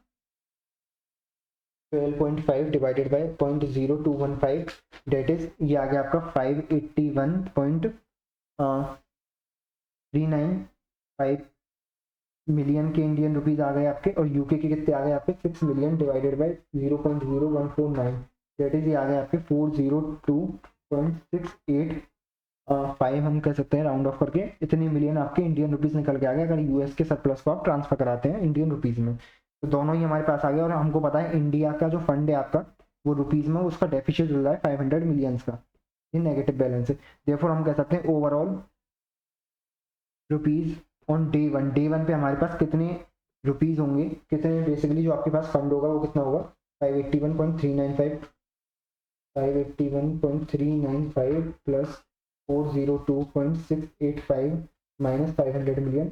आपके पास जो डे वन पे फंड होगा 484.08 if I am not wrong 0.08 million Indian rupees आपके पास फंड्स होगा। ठीक है, आपको पता चल गया डे वन पे आपको कितने इंडियन रुपीज आपके पास होंगे। जब आपको डे वन पे पता चल गया, इसको आप इन्वेस्ट करेंगे, जो इंडियन एंटिटी है बेसिकली पेरेंट ही इन्वेस्ट करेगा एट द रेट इंडिया में। जब आप इन्वेस्ट करते हैं तो इन आपको कितने परसेंट का इंटरेस्ट मिलता है, इंडिया में इन्वेस्ट करेंगे तो 6.2% का इंटरेस्ट मिलेगा आपको, 6.2% पर एनम और 30 डेज के लिए आप इन्वेस्ट करेंगे। ठीक है, देयरफॉर इंटरेस्ट कितना हो जाएगा आपका, इंटरेस्ट कंपोनेंट हो जाएगा आपका 484.08 मिलियन इंटू 6.2% हो गया आपका इंटू 30/360। क्वेश्चन में गिवन है 360 डेज, निकाल सकते हैं इंटरेस्ट कितना आएगा आपका 6.2% इंटू 30/360। इंटरेस्ट निकल के आएगा आपका 2.5010 का आपका इंटरेस्ट निकल के आएगा। बेसिकली हम दो जो इसमें राउंड ऑफ कर रहे हैं तो 50 ही ले लेते हैं इसको। ठीक है, इतना आपका इंटरेस्ट निकल के आएगा, इतने मिलियन का इंटरेस्ट निकल के आएगा इंडियन रुपीज में। Therefore total fund after 30 days कितना हो जाएगा आपका इंडियन रुपीज में, वो हो जाएगा आपका 484.08 प्लस 2.5 मिलियन, तो ये हो जाएगा आपका 486.58 मिलियन इंडियन रुपीज आपका फंड हो जाएगा। 486.58 मिलियन आपका इंडियन रुपीज फंड हो जाएगा आफ्टर 30 डेज। 27 से देखो 27 से हम लोग शुरुआत करते हैं, समझते हुए चलेंगे कि क्वेश्चन हमसे क्या क्या रहा है। तो फिर दोस्तों फिर शुरुआत करते हैं 27 से। ठीक है, 27 क्या कह रहा है, 27 हमारा एक्जैक्टली सेम है विद द क्वेश्चन नंबर 26, तो इसको यहीं पे सॉल्व कर लेते हैं क्वेश्चन बैंक में ही। Suppose you are a treasurer of XYZ, जो कि कंपनी है आपकी यूके की, इसकी दो सब्सिडरीज आपको बता रखे हैं, एक एम्स्टरडेम की सब्सिडरी है, एक स्विट्जरलैंड की सब्सिडरी है। डच सब्सिडरी का मतलब क्या है आपका, जो एम्स्टरडेम वाली सब्सिडरी है उसी को डच सब्सिडरी बोला है। उसके पास सरप्लस बैलेंस है यूरोज में 7,25,000 यूरोज का सरप्लस बैलेंस है। उसको जरूरत नहीं है 3 महीने के लिए, उस बैलेंस की जरूरत नहीं है। बेसिकली हम इसको इन्वेस्ट करेंगे 3 मंथ्स के लिए, दैट इज 91 डेज के लिए हम इसको इन्वेस्ट करेंगे। और स्विच सब्सिडरी है, उसके पास जो बैलेंस है सरप्लस बैलेंस है वो बता रखा है आपको 9,98,077 का सरप्लस बैलेंस बता रखा है। उसको भी जरूरत नहीं है 91 डेज के लिए, इसलिए इसको भी इन्वेस्ट कर देंगे 91 डेज के लिए। और जो आपकी पेरेंट कंपनी है उसके पास सरप्लस बैलेंस है £75,000 का। ठीक है, फिर आपको एक्सचेंज रेट्स दे रखे हैं। एक्सचेंज रेट्स के बाद फिर आपको बता रखा है बेसिकली इंटरेस्ट रेट का चार्ट दे रखा है। इंटरेस्ट रेट किस हिसाब से दे रखे हैं, अगर 0 से 1 लाख तक आप इन्वेस्ट करेंगे देन आपको इंटरेस्ट अर्न होगा 1% का। यूरोज में इंटरेस्ट मिलेगा आपको 0.25% का, इसमें 0% का इंटरेस्ट मिलेगा। ऐसे आपको इंटरप्रेट करना है। अगर 1 लाख से 5 लाख तक इन्वेस्ट करेंगे, 1 रुपीज से लेके 5 लाख तक इन्वेस्ट करेंगे तो 2% का इंटरेस्ट मिलेगा, इसमें 1.5 का मिलेगा, इसमें 0.25 का मिलेगा। ठीक है, इस तरीके से आपको इस टेबल को इंटरप्रेट करना है। अब बात करते हैं, इस क्वेश्चन में आपको क्लियरली डिफाइन नहीं किया, लेकिन मैं आपको बताता हूँ। इसमें आपसे पूछ रहा है वो under centralise and decentralise management, दोनों ही केस में आपको बताना है कि किस केस में आपका जो बैलेंस है सरप्लस बैलेंस है आफ्टर 91 डेज वो मैक्सिमम रहेगा। इंडिविजुअल बेसिस का मतलब होगा आपका डिसेंट्रलाइज मैनेजमेंट। डिसेंट्रलाइज मैनेजमेंट की हम लोग बात कर रहे हैं इस वाले केस में। डिसेंट्रलाइज मैनेजमेंट क्या है, हर एक एंटिटी अपनी होम करेंसी में इन्वेस्ट करेगी। तो सबसे पहले बात करते हैं होलैंड वाली करेंसी, मतलब एम्स्टरडेम वाली। एम्स्टरडेम वाली जो आपकी एंटिटी है, सब्सिडरी है, वो अपनी होम करेंसी में इन्वेस्ट करेगी। तो ये इधर आपकी कैलकुलेशन दिखाई है, इंटरेस्ट की कैलकुलेशन। इंटरेस्ट की कैलकुलेशन कैसे करिए, सरप्लस बैलेंस था इसके पास 7,25,000 यूरोज का। देखिए इतना बैलेंस था, तो 7,25,000 यूरोज को अगर वो इन्वेस्ट करेगी तो उसको इंटरेस्ट रेट कितना मिलेगा, उसको मिलेगा 2% का इंटरेस्ट रेट वो अर्न कर सकता है इंडिविजुअल बेसिस पे, क्योंकि 5 लाख से 10 लाख के बीच में ये, तो 2% का इंटरेस्ट रेट इंटू 91/360 360 डेज आपको क्वेश्चन में दे रखे हैं, तो आपका इंटरेस्ट निकल के आ जाएगा इतने यूरोस का। ऐसे स्विट्जरलैंड का सरप्लस आपको बता रखा है 9,98,077 का। तो 9 लाख इतना इन्वेस्ट करेगा तो उसको कितने परसेंट का रिटर्न मिलेगा, CHF में उसको मिलेगा, CHF मतलब बेसिकली स्विस फ्रेंच, तो 0.5% का उसको रिटर्न मिलेगा इंटू 0.5% डिवाइडेड बाई 90/360, तो आपको इंटरेस्ट निकल के आ जाएगा। ऐसे यूके का करेंगे, यूके 75,000 पाउंड्स इन्वेस्ट करेगा, 0 से 1 लाख इन्वेस्ट करेंगे, देन आपको कितना मिलेगा 1% का रिटर्न मिलेगा इंटू 91/360, देयरफॉर आपको इंटरेस्ट निकल के आ जाएगा। आफ्टर 91 डेज क्या होगा आपका, प्रिंसिपल प्लस इंटरेस्ट की आपको वैल्यू दे रखी है, आप निकाल भी सकते हैं। जैसे हमारा इसमें यूरोज में जब हम सरप्लस फंड था 7,25,000 का, प्लस इंटरेस्ट इसमें 365.28, देयरफॉर हमारा जो बैलेंस हुआ आफ्टर 91 डेज वो कितना हो जाएगा 7,28,665.28 यूरोस का। ऐसे ही CHF का प्रिंसिपल प्लस इंटरेस्ट निकाल लिया हमने, ऐसे ही यूके का पाउंड्स का principal plus interest. Decentralise management में हम क्या करते हैं, जो आपकी पेरेंट कंपनी की होम करेंसी होती है या हम कह सकते हैं डोमेस्टिक करेंसी होती है, एट द एंड उसमें हम कन्वर्ट कराते हैं, एट द एंड जितना भी सरप्लस बैलेंस होता है हम उसमें कन्वर्ट कराते हैं। ऐसे ही इसमें कन्वर्ट कराएंगे, जो यूरोज हैं इनको कन्वर्ट कराएंगे हम अपने पाउंड्स में, ऐसे ही CHF को कन्वर्ट कराएंगे हम पाउंड्स में आफ्टर 91 डेज। तो सबसे पहले इनके कोर्स ही निकाल लेते हैं, क्योंकि ये तो आपका पाउंड्स में ऑलरेडी गिवन है तो उसको तो हम डायरेक्टली लिख ही सकते हैं, बाकी इनके एक्सचेंज रेट्स निकाल लगते हैं आफ्टर 91 डेज। आपको पॉइंट्स बता रखा है, पॉइंट्स बताने का मतलब क्या है, ये आपके स्वैप पॉइंट्स हैं, स्वैप पॉइंट्स से आप फॉरवर्ड रेट निकाल सकते हैं, निकाल लीजिए। फॉरवर्ड रेट क्या होगा उनका, फॉरवर्ड रेट आपका डेट इज पाउंड पर यूरो का फॉरवर्ड रेट क्या होगा, पाउंड पर यूरो का फॉरवर्ड रेट होगा। देखिए स्वैप पॉइंट्स आपके इंक्रीजिंग ऑर्डर में तो ऐड कर सकते हैं, 0.6858 प्लस, ठीक है ऐड कर दिया हमने 0.6895 ऑब्लिक 0.6869 प्लस 0.004 डेट इज 0.6909 आपका इंटरेस्ट रेट आ गया, ये फॉरवर्ड रेट निकल के आ गया। ऐसे ही आप निकाल सकते हैं CHF पर पाउंड का। आप देखेंगे यहाँ पे स्वैप पॉइंट्स आपके डिक्रीजिंग ऑर्डर में है, ये आपको ध्यान रखने वाली बात है, जब डिक्रीजिंग ऑर्डर में होते हैं तो हम लेस करते हैं स्वैप पॉइंट्स को, 2.3295 माइनस 0.0242 डेट इज 2.3053 आ गया। इधर आएगा आपका 2.3326 माइनस 0.0228 डेट इज 2.3098 आ गया आपका। तो हमने फॉरवर्ड रेट निकाल लिए। अब हमको क्या करना है, हमारे पास इन हैंड हमारे पास यूरोज हैं, यूरोज को बेच के हमको अल्टीमेटली पाउंड खरीदना है, क्योंकि हमको कन्वर्ट कराना है हमारे पाउंड्स में। तो यूरोज को हम क्या करेंगे, यूरोज को सेल करेंगे। यूरोज को सेल कौन से रेट पे करते हैं हम, हल्का रेट पे सेल करेंगे, कम वाले रेट पे। अब आप देखेंगे कन्वर्जन करेंसी भी आपकी यूरोज है और कोड दे रखा है वो भी यूरोज का दे रखा है, तो सिंपली मल्टीप्लाई कर सकते हैं। तो इन्होंने भी मल्टीप्लाई कर दिया 0.6895 से, इनको पाउंड्स मिल गए।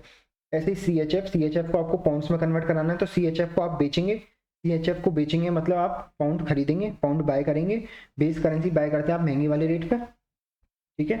अब आपकी जो कन्वर्जन करेंसी वो CHF है, और जो कोड दे रखा है वो दे रखा है आपको पाउंड का, कोड आपको पाउंड का दे रखा है, और कन्वर्जन करेंसी आपकी CHF है, तो दोनों ही डिफरेंट है। तो हम क्या करते हैं, डिवाइड करेंगे हम पाउंड में कन्वर्ट करने के लिए, तो हमने क्या कर दिया, डिवाइड कर दिया। इतने देखिए इतना सरप्लस फंड था, इसको डिवाइड कर दिया 2.3098 से, देन आपको पाउंड्स की वैल्यू मिल गई। तो जब तीनों पाउंड्स को आप ऐड कर देंगे तो आपको ओवरऑल पाउंड्स की वैल्यू मिल जाएगी आफ्टर 91 डेज। ये हमने कैलकुलेट कर लिया। अंडर द डिसेंट्रलाइज मैनेजमेंट हमारी वैल्यू क्या होगी, अब हम कैलकुलेट कर लेते हैं under the centralise management. Centralise management हम क्या करते हैं, डे 1 पे ही अपना जो फंड है उसको अपनी होम करेंसी में कन्वर्ट कराते हैं। तो हमारे पास यूरोज में सरप्लस फंड है 7,25,000, हमको यूरोज बेच के पाउंड खरीदना है, यूरोज हमको सेल करना है। सेल कौन से रेट पे करते हैं हम, हल्का रेट पे, बेसिकली 0.6858 हमारे लिए रेलिवेंट रेट है। और आप देखेंगे कन्वर्जन करेंसी कौन सी हमारी, पाउंड यूरोज है, और कोड भी हमको दे रखा है यूरोज का, तो सिंपली मल्टीप्लाई कर सकते हैं। मल्टीप्लाई कर दिया हमने, 7,25,000 का मल्टीप्लाई कर दिया 0.6858, देन हमको जो पाउंड्स है वो वैल्यू निकल के आ गई। CHF है, अब CHF को बेच के हमको क्या खरीदना है, CHF हमारे पास है इन हैंड, CHF है हमारे पास, इन हैंड है हमारे पास CHF। और खरीदना क्या चाहते हैं हम, वांट्स टू बाय, हम पाउंड्स खरीदना चाहते हैं डे 1 पे, तो डे 1 का स्पॉट रेट यूज करेंगे। पाउंड खरीदना चाहते हैं, पाउंड्स हम बाय करना चाहते हैं, बाय कौन से रेट पे करते हैं हम, बाय करते हैं महंगे वाले रेट पे, महंगे वाले रेट पे 2.3326 पे हम बाय कर लेंगे। अब देखिए आपकी जो कन्वर्जन करेंसी है वो CHF है, कोड दे रखा है आपको पाउंड का, मतलब दोनों ही डिफरेंट है। Conversion currency is not equal to आपकी बेस करेंसी। देन हम क्या करते हैं, डिवाइड करते हैं। तो डिवाइड कर देंगे आपका 9,98,077 डिवाइडेड बाई 2.3326 से आप डिवाइड करेंगे। देन आपको पाउंड की वैल्यू मिल जाएगी, डेट इज 427,881.76। और आपको जो हमारा यूके के पास फंड है 75,000, जो आफ्टर 91 डेज नहीं, उसकी डे 1 पे आपको वैल्यू बताइए, वो तो ऑलरेडी पाउंड में कन्वर्टेड है ही आपका। तो डे 1 पे 75,000 हमारा जो यूके वाला फंड है वो हम इंक्लूड कर लेंगे। हमारे पास टोटल फंड कितना आ जाएगा, डे 1 पे इतना आ जाएगा 10,86.76 पाउंड हमारे पास आ जाएगा। और ओवर 10 लाख जब हम इन्वेस्ट करते हैं पाउंड्स में तो हमको इंटरेस्ट मिलता है 5.375% का। तो निकाल लेंगे इंटरेस्ट इस पर, इधर निकाल के दिखा सकते हैं आप। इसमें 000, ये वाली फिगर 000,086.76 आपके पास ओवरऑल पाउंड है। इस पे इंटरेस्ट मिलेगा आपको 5.375% का आपको इंटरेस्ट मिलेगा। देखिए बता रखा है क्वेश्चन में, इतना इंटरेस्ट मिलेगा आपको ओवर 10 लाख, 3% का आपको इंटरेस्ट मिल जाएगा इंटू 91/360 डेज आपको क्वेश्चन में गिवन है। देयरफॉर आपका इंटरेस्ट मिल जाएगा आपको 13,587.98 पाउंड्स का। ओवरऑल हमारा प्रिंसिपल प्लस इंटरेस्ट कितना हो जाएगा, इसमें प्रिंसिपल ऐड कर देंगे।